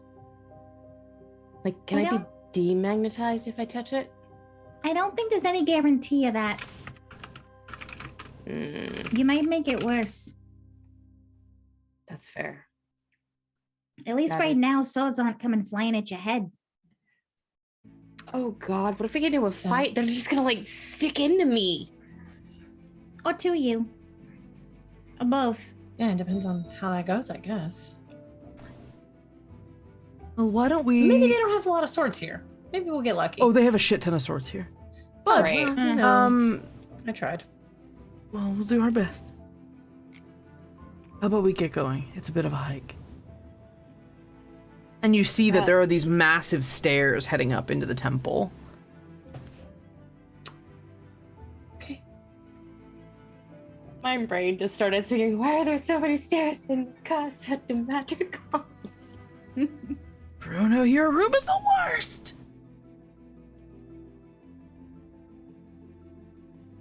So... The upside is that these stairs are going to make our butts look amazing. on the I way don't up think mine and can afterwards. change. Hmm? I don't think mine changes. Well, then you just perpetually have a nice butt and you don't have to worry about it. Yeah. Buns of stone. Mm-hmm. There's a marketing campaign in there somewhere. So you all start heading up the stairs, and Pimble, like, stops for a moment. Kind of looks into the middle distance. Apparently we're expected. Starts walking up. A little bit of a smile on his Oh. face. Is it Eucrita? Or Tree Guy? Tree Guy. You mean the can't remember his god of name. nature. Yes. Tree Guy? His name. Amazing. Incredible. He was super chill. I'm sure He was he's super saying chill. I mean, he was no that. sun tree, but he was still pretty chill. What was Sup, Oliette? How you doing? The Oak Father. the Oak Father? Okay. Yeah. So, you start ascending the stairs, and you see a figure, goddamn, so dramatic. You see a figure in a hood, waiting at the top of the stairs for you. And you see Pimble kind of raise his hand a little bit. And when the hood comes back, you see a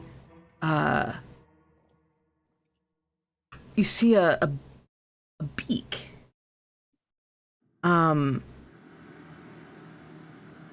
But weirdly, like, not a real beak. It takes you a second to realize what you're looking at is a mask that they're wearing. It's almost owl-like. It's a big round face, big dark eyes that have like goggle lenses, tiny little like diamond-shaped tipped beak, sort of central area where like maybe the person's nose is. And they are, and they're just kind of watching you with their hands crossed in front of them very politely. And Pimble comes up and has a kind of a grin on his face and says, "Hello, been a bit of a long sabbatical. How are you?" And you hear behind the mask, the owl sort of quirks its head a little bit. The owl-masked person kind of quirks their head a little bit. And when you get up to them, you see that they are very tall. This is like a 6.5 foot tall person. They seem, underneath their robes, they seem to be wearing armor, like plate armor. And you hear behind the mask,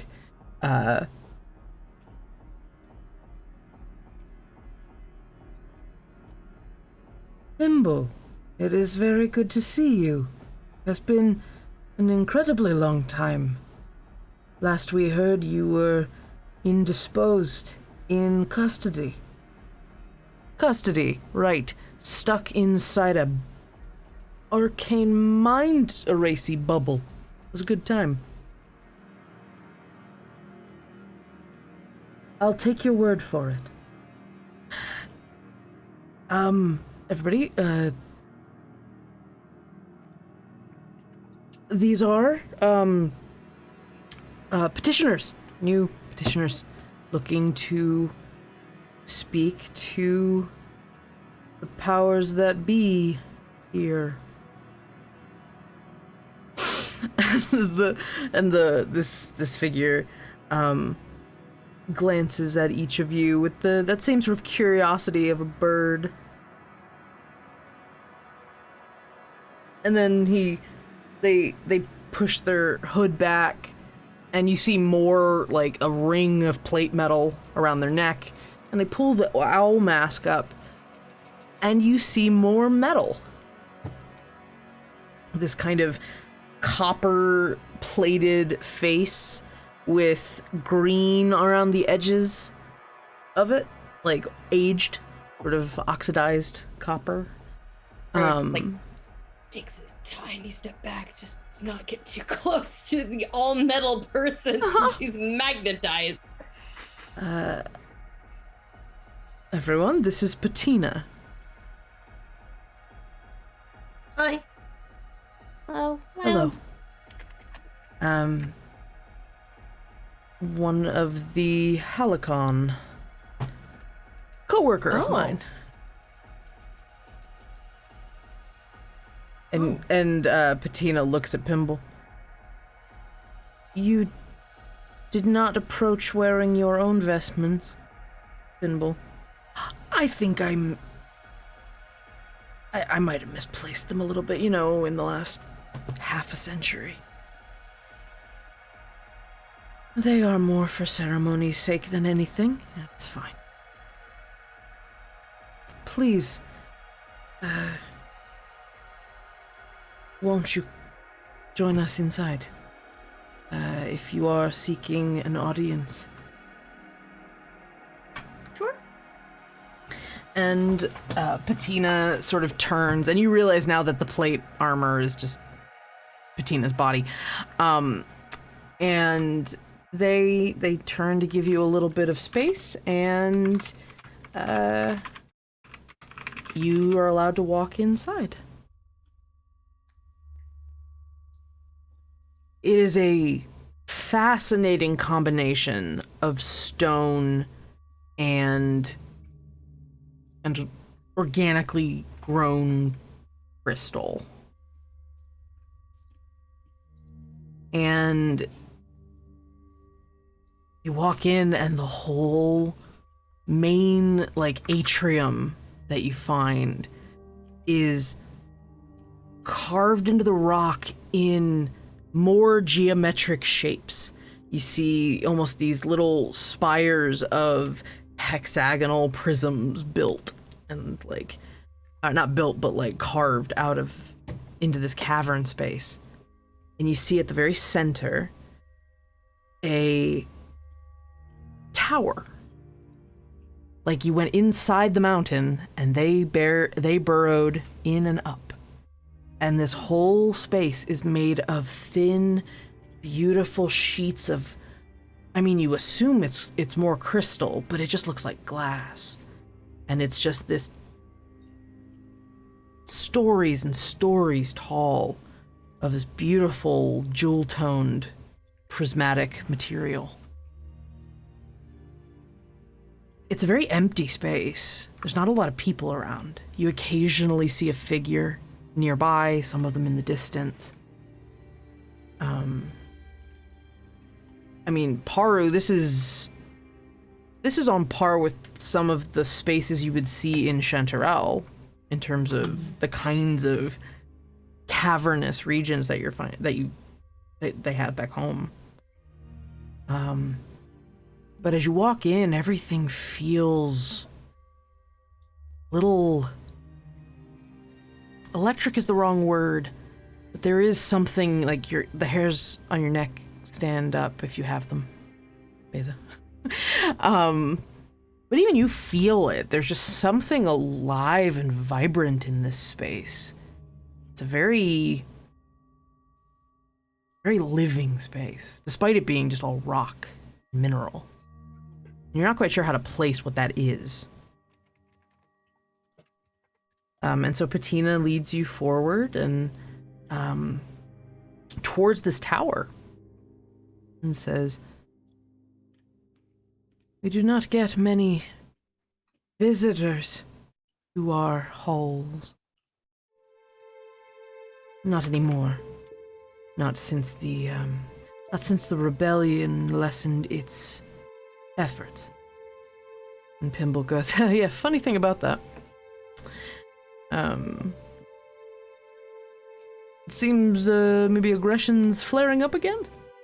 I mean, I'm not 100% sure what's been going on the last 50 years, but not much. Nothing on this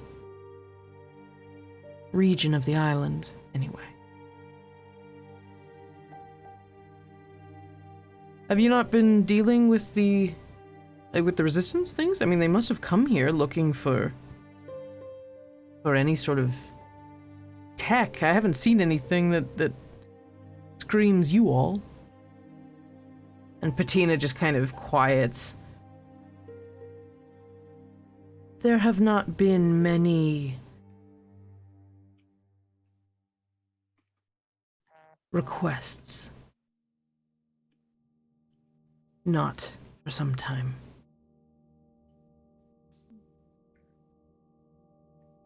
Okay. Even Pimble looks a little weirded out by the kind of caginess of that response.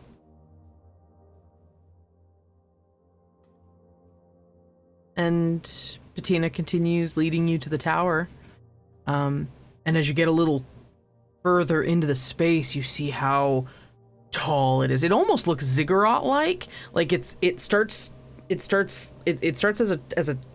like a pillar, and then starts branching out a little bit, becoming a slightly wider space, almost like it. I mean, literally, it's like an upside down building. it starts in this narrow way and then will spread out into more robust rooms and things. And Patina finds an area near the front of this sort of central space, the central tower, and it looks like it's a kind of looks like a little not an amphitheater, but it looks like a little seating space where where people would come and converse or something like that. It's like a patio salon.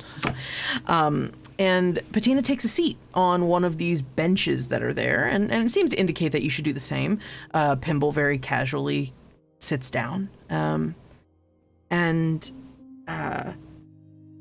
pulling their legs up under them a little bit in almost a little childlike pose, Patina rests their hands on their legs and says, "Now, what is it that you are seeking?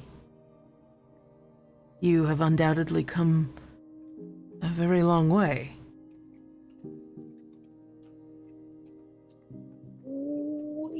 Yes. We have run into a few, shall we say, ambassadors to some of the deities that I think are probably honored in these halls, in these mountains. And we need to talk to someone about getting somewhere.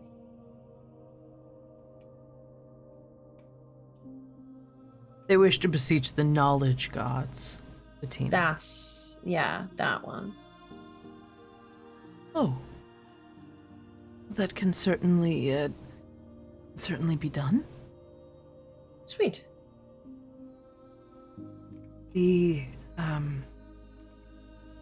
The pantheons of understanding and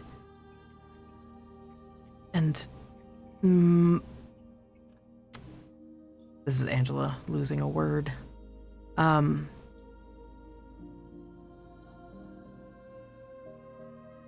gods of understanding and of the arcane are both worshipped quite extensively here.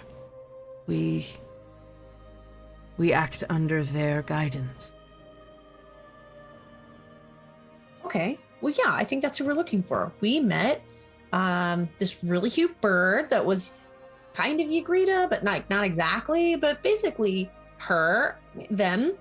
I don't know. And then I got to talk to this guy in a tree. He called himself the Oak Father. He was super cool too. So either one of them would be great. But Ygritta, I think, is the one we should ask for her first. Is she around? The Oak How does that work? Father is The Oak Father is not a strict member of our pantheons of worship. Oh, okay. But, I suppose just whoever's home. Yeah. They are always present with us. You get all the nice gods. I told you I'll switch with you. You would really like the Oak Father. He's like, be chill. You have spoken with an aspect of Ygritta. Oh yeah. Mm-hmm. She was nice. She's real nice. Ygritta is very concerned with the perpetuation of mortal memory. She has a fondness for us. Seems that Patina considers themselves also mortal, effectively. They can die. Sure.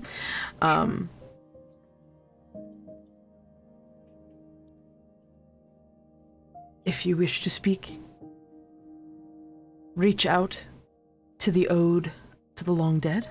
You certainly may.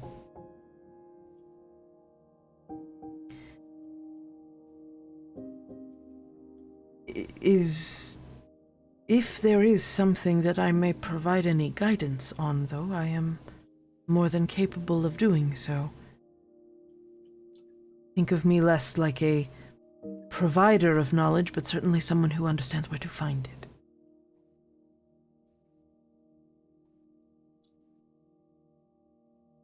Pimble just kind of lets y'all take over. He's not gonna step on how you want to share anything.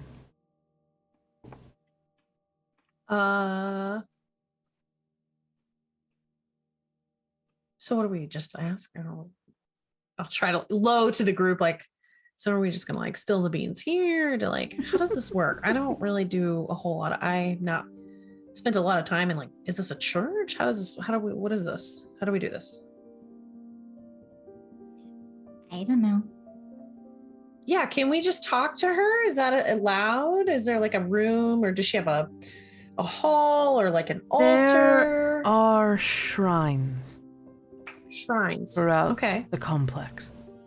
Okay. That one and then may if we just pray and beseech to the gods. Yes. Beza, are you a good prayer? You've had the most FaceTime, so. Yeah, but I had FaceTime with one that doesn't like us. That's true. Okay. Yeah, can you take us to one of those things? Technically, I don't know if they count as a god of this plane because they're from a different plane. I don't know how that works. They're always in our hearts, or some patina is. That's like that feels right. Mean, the gods here, maybe. The one I've had to talk to, no. You sense that Patina has at least a passable bullshit radar and has a little bit of a always with us and stuff. Blessed be. So yeah, can we get to one of those? Nope.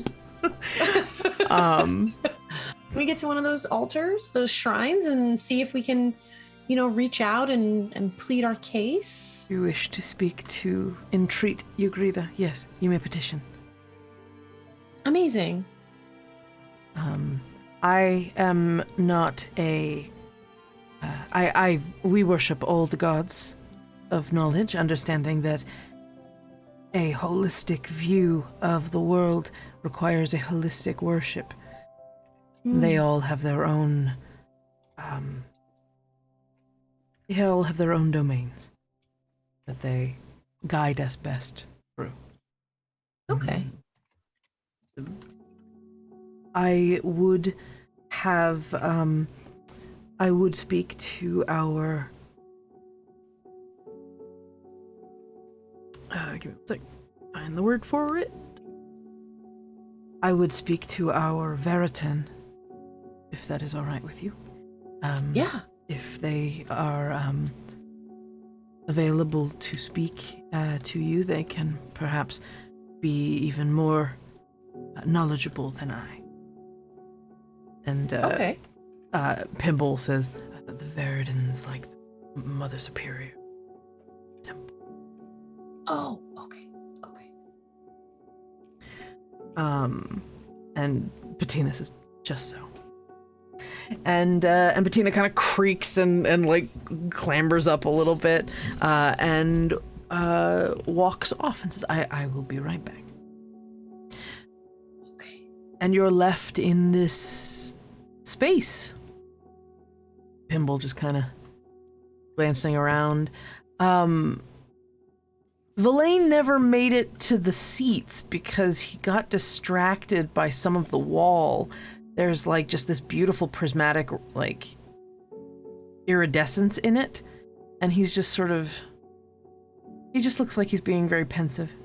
It just reminds him of something.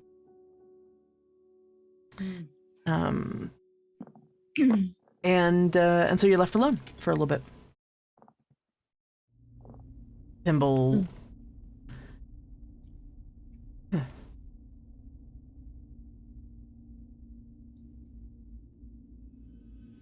Well, I don't have a lot of the connective. So you used to work here? Here, not work, more like artist in residence. Huh. Not everyone in the temple is one of the Halicon. Patina happens to be. Oh. Interesting. Okay. Well, and we think that we might, I mean, I don't know what she's going to say when we talk to her this time. Hopefully she believes what we say. We didn't get like a code word or anything. It's just occurring to me. So, but gods can see if you're telling the truth, right? And we're telling the truth, which is that we need help and we need her to get us from point A to point B. So it's probably going to be fine, right? They have a tendency when they want to speak to someone, and especially someone that they're not aware of, it is customary to speak with a guaranteed level of honesty. So you might want to acquiesce to that. You don't have to talk, but you will have to speak honestly. You'd be compelled to do so. Everything, just so everyone's on the up and up, you know? Yeah, that makes sense. That's fair. It's not like we have anything to hide, really. Everything seems pretty, up front, right? Yeah, I think so. Great. Mostly? Mostly. Looks a little like, what are you talking about? Well, it's more like I don't actually know the answer because I'm wondering if the god I talked to is a god here or not. I mean... Oh yeah, if they work here, we could get them to lay off. I don't know if that's a god here. I don't necessarily like mean a clockwork jerk? Here, I just mean on this plane. Oh. Fuck if I know. I'm not really a religious man myself. The gods are... well... I didn't really know religion existed until we started talking to gods, so, you know.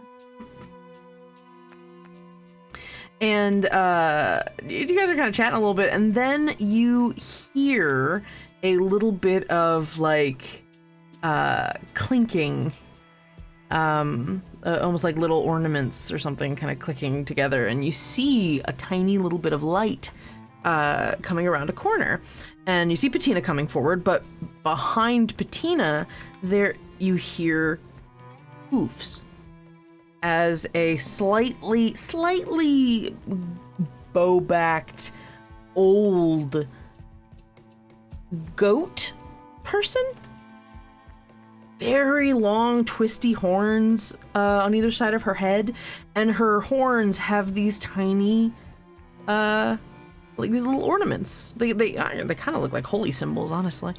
Just kind of all hanging from her, and above her head there is a 10-pointed star, just like in light, kind of floating above her head. And Patina brings this figure forward, and she nods to you all, and as she nods, there's a little clinking of the ornaments. What unexpected surprise you bring to our doors, Pinball. Baraton. Nice to see you. You look absolutely luminescent.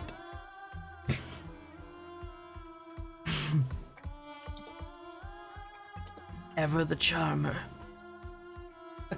What can I say? Your friends here come with intent.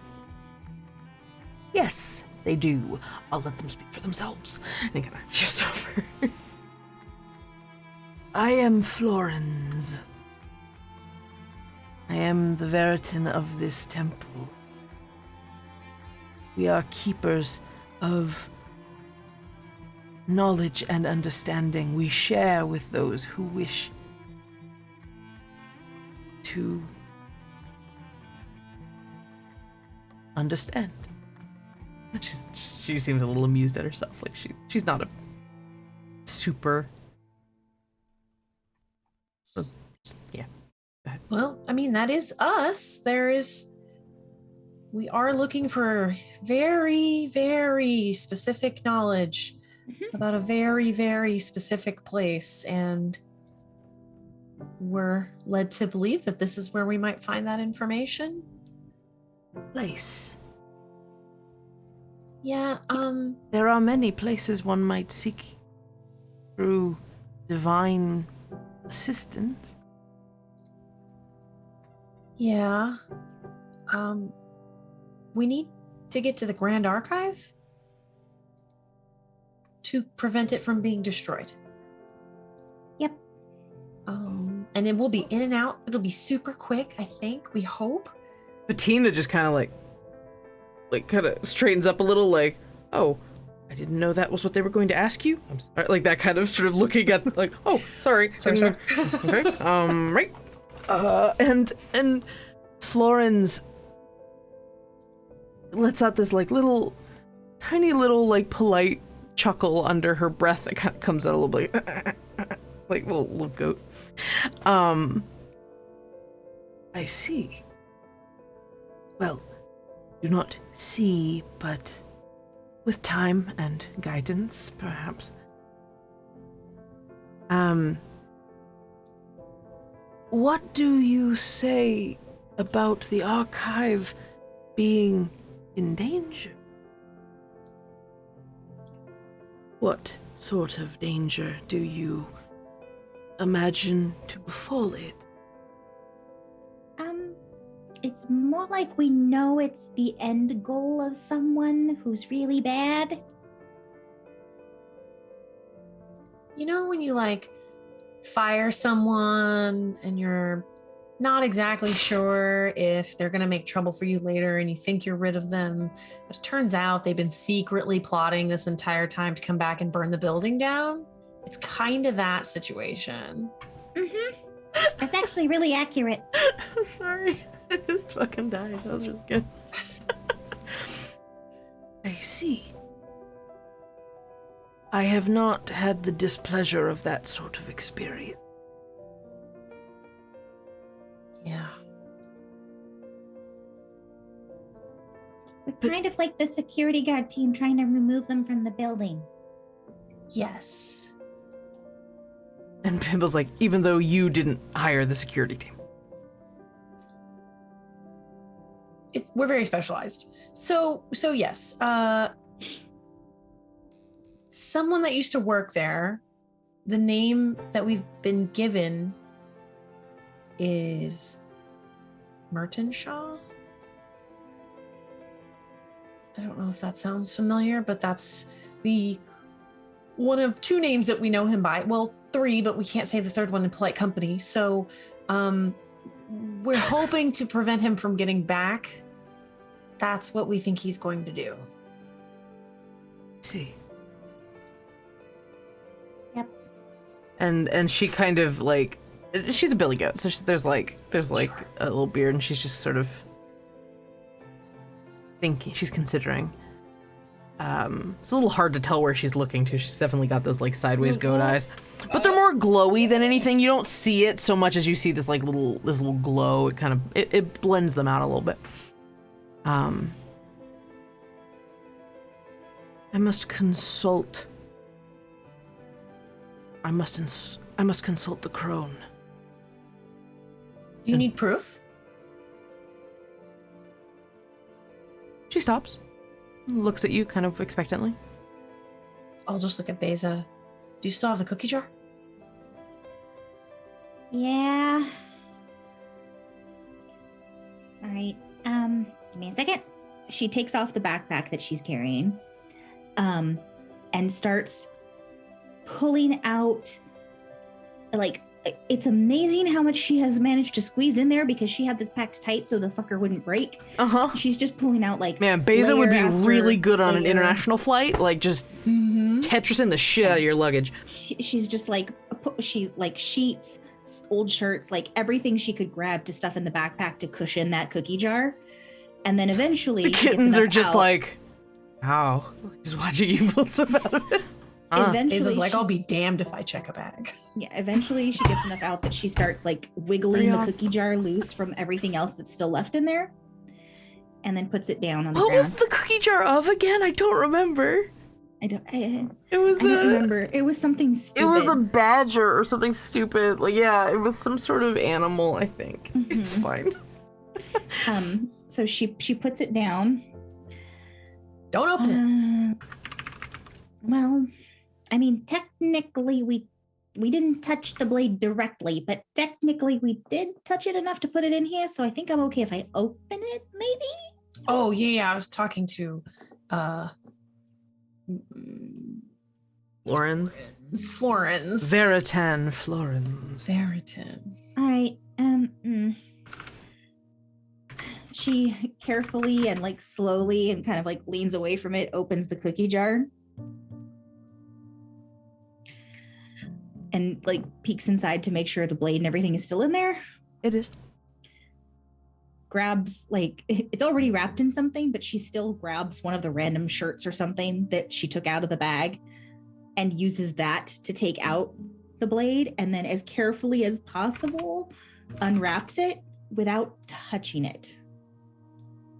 Like, if she has to, she'll kind of almost like flop it open so that she's not touching the blade. And you have it, and Florence kind of cranes her neck a little bit of creaking. She's old as fuck. And she studies it. This is. Yeah. It's killed a number of us. Just his magic, not this object. This object only a couple of us, but yeah, it's real bad. And you are aware of this Mertenshaw. How did you come to be aware of him? Ooh. So, So you can, at any point this entire time, you can say, we tell them about our backstory. Like, you can say that. Fill them in bullet points. Sure, points. not overly. yeah, it's like, the short version is... So what happened was they were trying to feed us Soylent Green. You feel me? And then so we were like, nah. Oh my god. Yeah, we'll tell them the story. Incredible. Okay, so you tell them, and at a certain point they sit in the little circle of listening. You get a little bit deeper into the story. Yeah, I'm assuming Villain, depending on how traumatized he is, leaves as Beza's pulling stuff out of her backpack. I don't know if he wants to see the blade. I'm gonna say that he stayed around what he was looking at, the sort of prismatic stuff, and like Paru wandered off with him. And when Paru saw that this was coming out, she just kind of kept him over there. Good call. Good call, Paru. And at some point during your conversation, the Veritan leans over to Patina and whispers to him, and he nods and he walks off. And this whole time she's like kind of listening to you, but also keeping a very close attention on that knife. But she is listening to you as she'll ask appropriate questions when needed. She is engaged with the conversation. I mean, I feel like once she's gotten a good look at it, we can wrap it back up and at least put it back in the cookie jar so nothing super wild happens. Yeah, unless she asked me not to, Beza would be wrapping it She back would up. actually ask you to hold off. There is another here who is more equipped to assess such an object. Okay.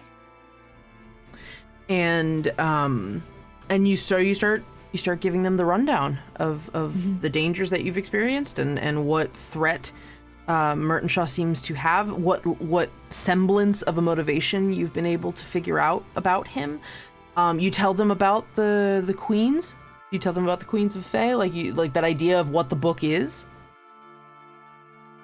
Yeah, I think it's hard to not. We would have to include it in order to help them understand, like, part of what the motivation is for him getting back there is to rewrite all of these stories. So whatever he's been dissatisfied with, his whole deal, we think, is that he wants to go back and make it how he wants it to look. So he's going to essentially destroy knowledge as we currently know it. Yeah. Do you pull the book out at any point as you talk about it? I'm sure we would reference that we probably have it. So if she asked to see it, I would show it to her. She would say, do you have this tome? I do. It's kind of my whole deal. So be super careful. Not that I don't trust you, and I'll hand it over. Of course.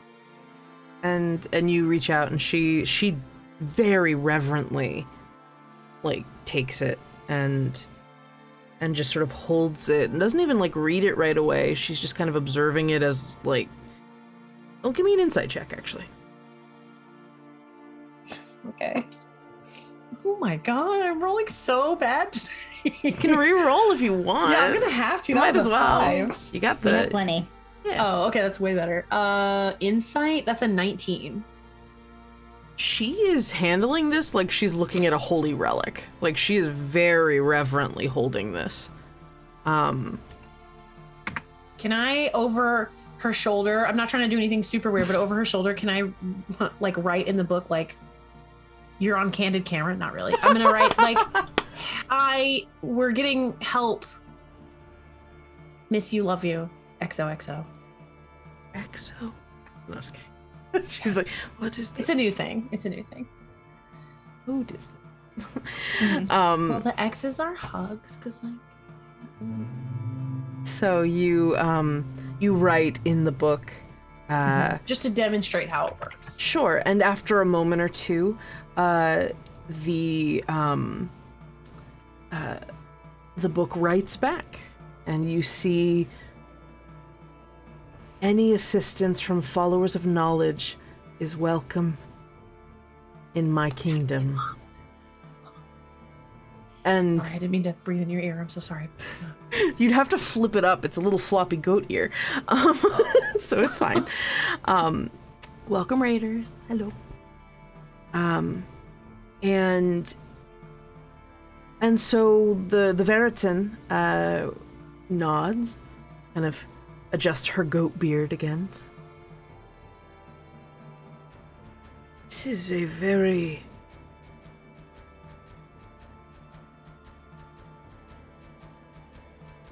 This type of creation is not common in any way, shape, or form. Closes it gently and offers it back to you. Yeah, I thought it was a concussion at first, so it's pretty out there. Yeah, it's also home. Yeah.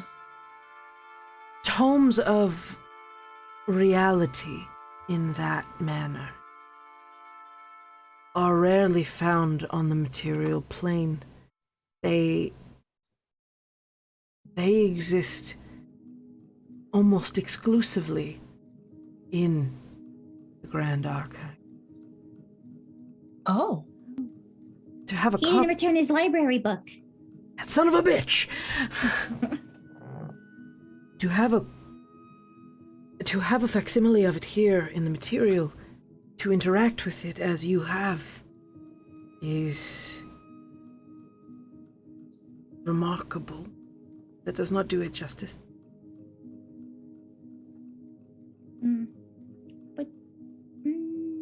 This might be a good time to mention that we do know that the people running the chronograms are collecting and cataloging, and we don't know what else, with a lot of books that have a lot of knowledge in them.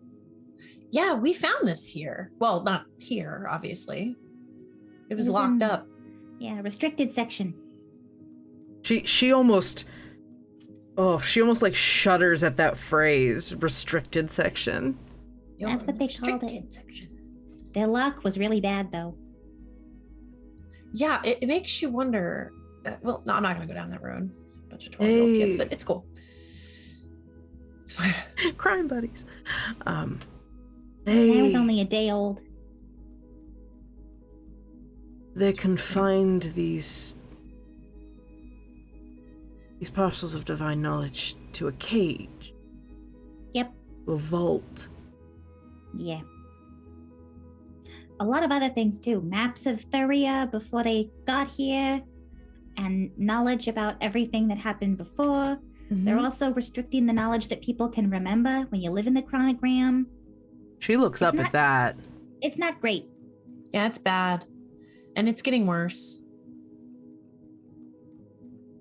They have some sort of magic bubble thing that makes you either not want to think about things and not fully remember things, or both. That's why Pinball didn't clock in for like 50 years. Yep. It's true. And she lifts her kind of cloven hand. I wonder how she can turn pages, but you don't question it too much. She has a mage hand. It's fine. We were instructed many, many years ago when the Mechanist Authority first arrived here, proposing to solve the problem of the chaos beds, the hearth of Bedlam, that we were to remain neutral. We were to avoid the conflict, protect what we possessed here as much as possible. It was never explained to us why. Never thought to ask. It was divinely ordained. Therefore we did as we were asked. Now seems perhaps there was a plan for it. Or at least an insight into what would happen. I don't think they're necessarily evil. I mean, they're dicks, but I don't think they're like, I think they're trying to fix a problem the wrong way. Uh-huh. They went too far to the other extreme. The nirvana of Mechanist is not an inherently wicked place. No. It is merely perhaps an overcorrection. Mm-hmm. Constantly at odds with the realms of chaos and rampant energy. Yeah, they're not fun to talk to either, the Mechanist Authority. I've done it 3 times. She's met them a lot, yeah. She's not quite sure how to take that. Takes it in stride and continues. She's just like, okay. We weren't part of the equation, and I was called a remainder, which is, I guess, a math term for something left over. It is. She almost she seems a little amused by that.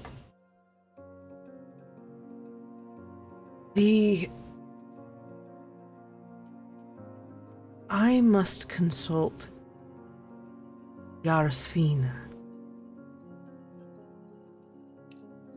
Ugrita has a sister.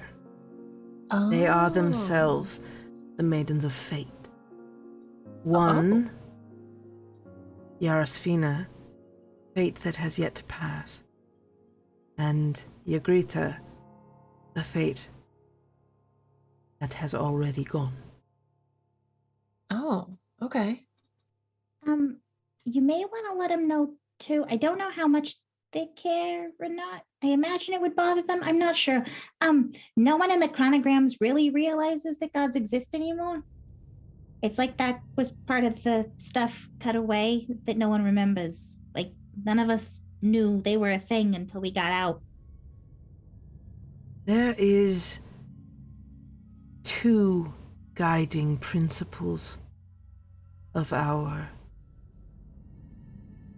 temple, of our order. One, that no knowledge is inherently virtuous or wicked. that it is merely how one chooses to implement or not implement said knowledge. Yeah. Okay. The second principle is that knowledge is not meant to be held back. It is meant to be understood. It is meant to be shared. Yeah, they're doing the opposite of that. So I might. Perhaps they thought that there would be active opposition to their means. I mean, probably. From what we've gathered, the whole thing is like make each chronogram as orderly and clockwork as possible with the human element, because all of that order in one concentration keeps the chaos at bay. Except it's not really working so well anymore, because now the chaos is still leaking through. As I said, an overcorrection is not necessarily the solution. Yeah. We are in just the teensiest bit of a hurry. Merton Shaw is acting quickly, and it's getting out of hand really, really fast. Pinball chimes in, and we're not talking quickly on a celestial scale. We're talking like imminent. Real life. Yeah. Like, yeah, and he's here, sort of.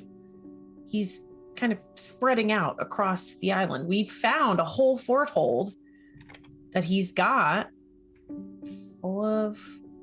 It's bad. Anyway, so I only say that to say, take your time. Let's go through the proper channels. I would hate to, do it wrong. But if there's a way to do it correctly and quickly, that would be just peachy. It is not within my power to provide you passage to such a place as the Sacred Archive. Sure. It's not my... I am not the gatekeeper of that place. Right. You would need the favor of its caretakers.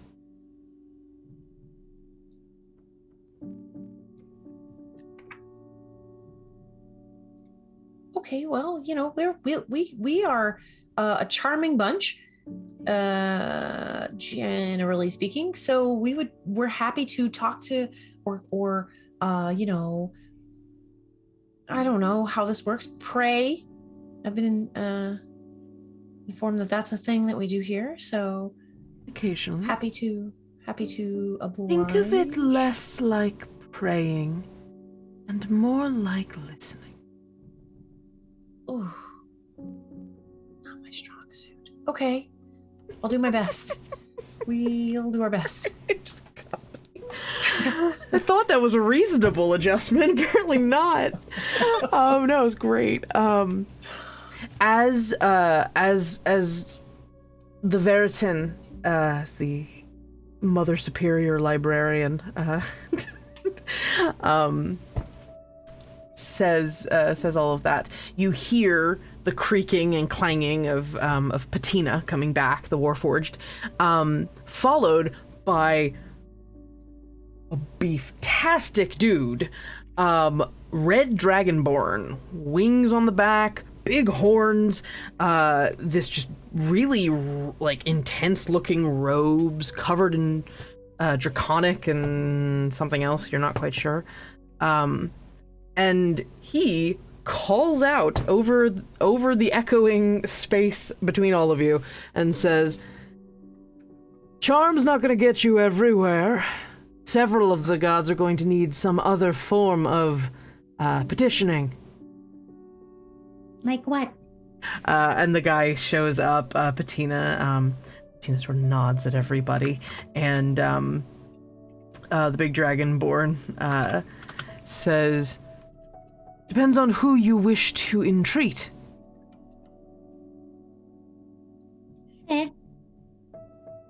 Well, we don't have wristbands or anything, but we already did touch base with Yagrita. So if we could continue that line of communication, that'd be awesome. If not, that's okay. is but one of the gods of knowledge. You will have to choose more than just her to convince. Well, we heard she had a hot sister. We love hot sisters in this house, so we could talk to her too.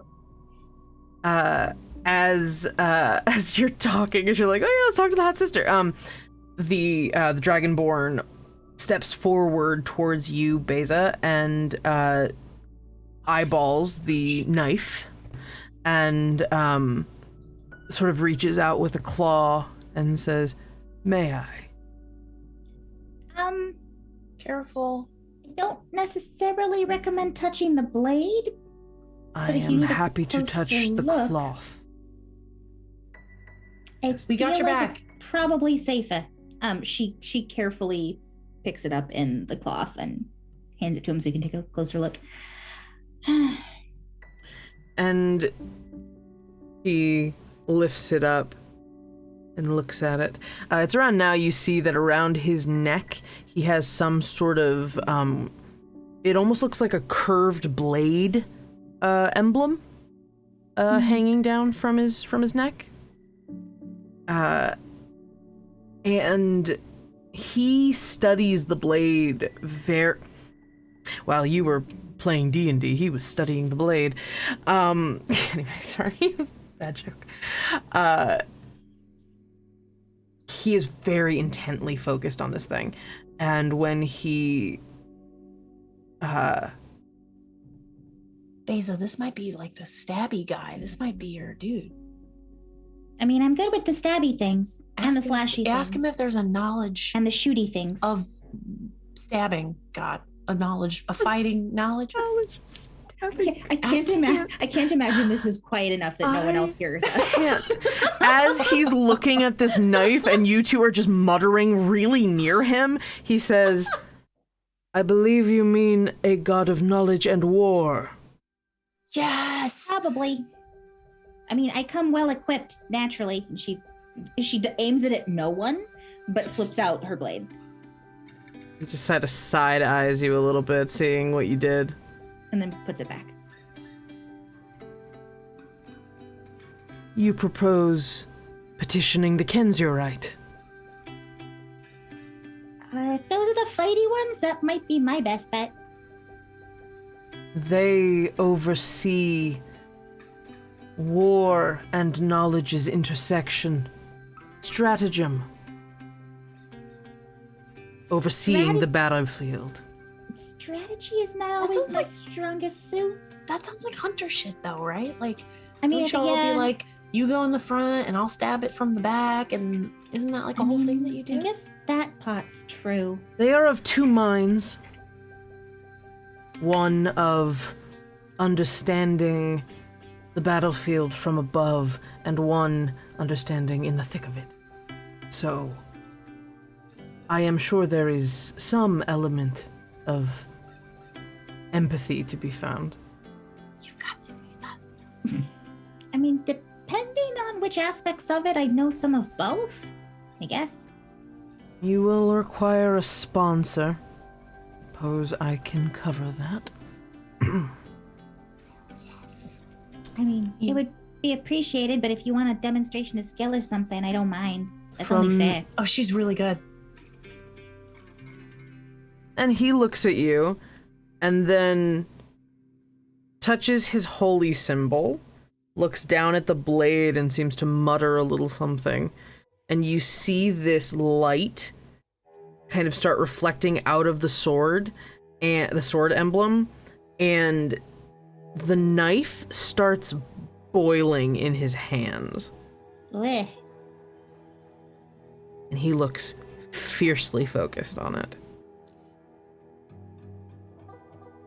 And then you see it like kind of just keep boiling, and then there's like this little dark steam kind of rising up.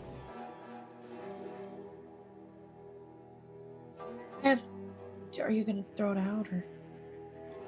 You know, I'm starting to be concerned about the fact that I was carrying that around on my back for so long. And eventually you see these little pinpricks of light kind of poking out of it as he essentially is... Actually, you know what? Both of you give me an Arcana check.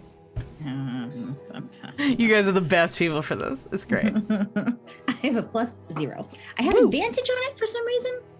I don't know. I don't know 18. Oh, 18. My rune magic. My rune magic is there you go. Advantage. Oh, that's right. 17 is my highest number. So you both are pretty certain what's happening here is he is kind of hallowing it. He's sort of using divine magic in order to like purge it. It's evil as shit. I'm okay with this. No, he's purging it.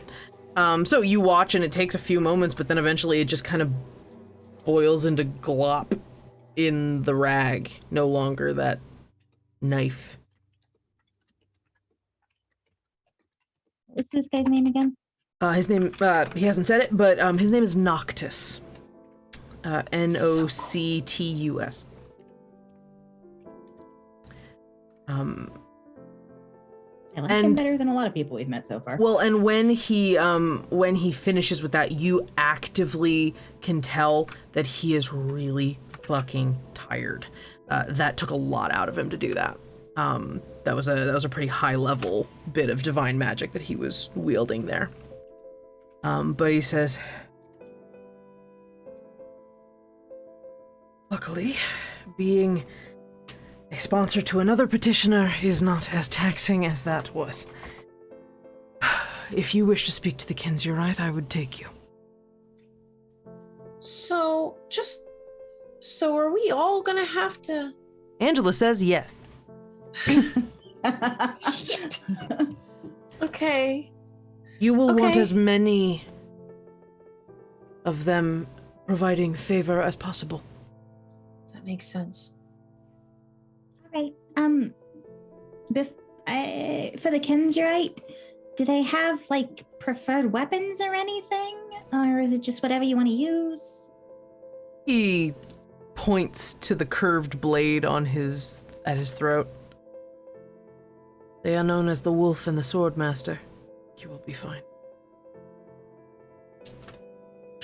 All right. I mean, I'm good with swords. Verlaine's like, not so bad with wolves either. I mean, yeah, depending on the wolf and whether you want it alive or dead. Please do not kill my gods. No, that's not what I meant. He seems a little like he got a bit of a wry smile. Like I was technically raised by an aspect of the Queen of the Hunt. And her knight. Well, then you will do well. Hopefully. So, and we'll go back over this next session, but just to kind of get a handle on things, you are presented with gods who are the gods of knowledge, the gods who are keepers of the eternal archive, and you will each pick one to petition. You have Akoshin, the god of arcana and knowledge.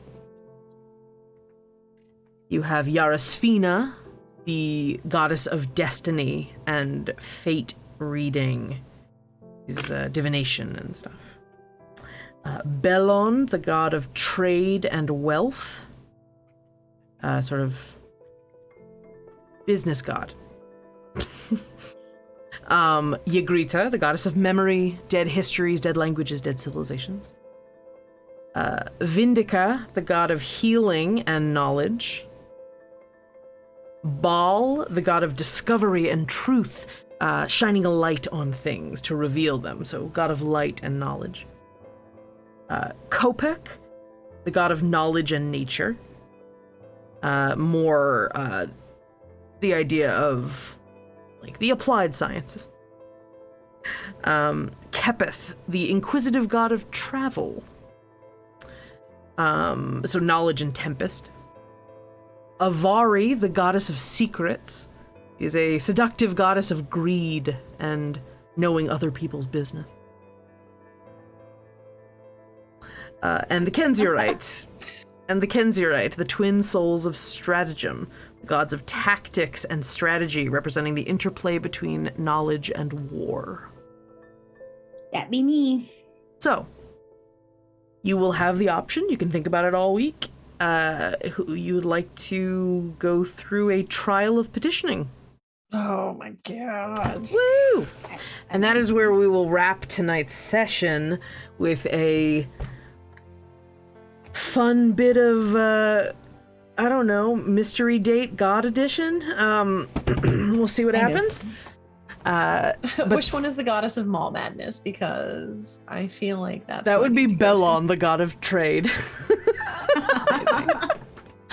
Oh my god, there's a sale. Let's go shopping. Oh my god. Absolutely. So you are all so amazing for joining us tonight. Retziv, I am very aware that you still have a list of characters. Tonight was a little crazy. How many? There are 3. I will work them in. It's fine. I have a plan, Retziv. It just didn't happen tonight. I'm gonna get to it. But thank you everybody so much for the nonsense you did. I know I very passive aggressively changed the name of the IRL word ban to IRL word ban parentheses except Crystal. But thank you so much for being the absolute nonsense goblins that you are. We would not be nearly as, I don't know. We owe a lot to all of you and your nonsense, so thank you. But we will be here next week with chapter 58. And we will see you all next time. Please remember, though, that we have a stream on Thursday, the continuing Nerdsmith Presents miniseries, A Romp Through Ravnica. Colton is still running his campaign through the city, the planet-wide city of Ravnica. If you're familiar with the Magic the Gathering setting, that's what it is. And you should definitely check them out, because if you like chaos, Colton has introduced quite a mechanic, so you definitely should check them out. They are on... When does he not bring the chaos? It's true. They are on Thursday night, 6 p.m. Pacific, 9 p.m. East. No, yes, 6 p.m. Pacific, 9 p.m. Eastern.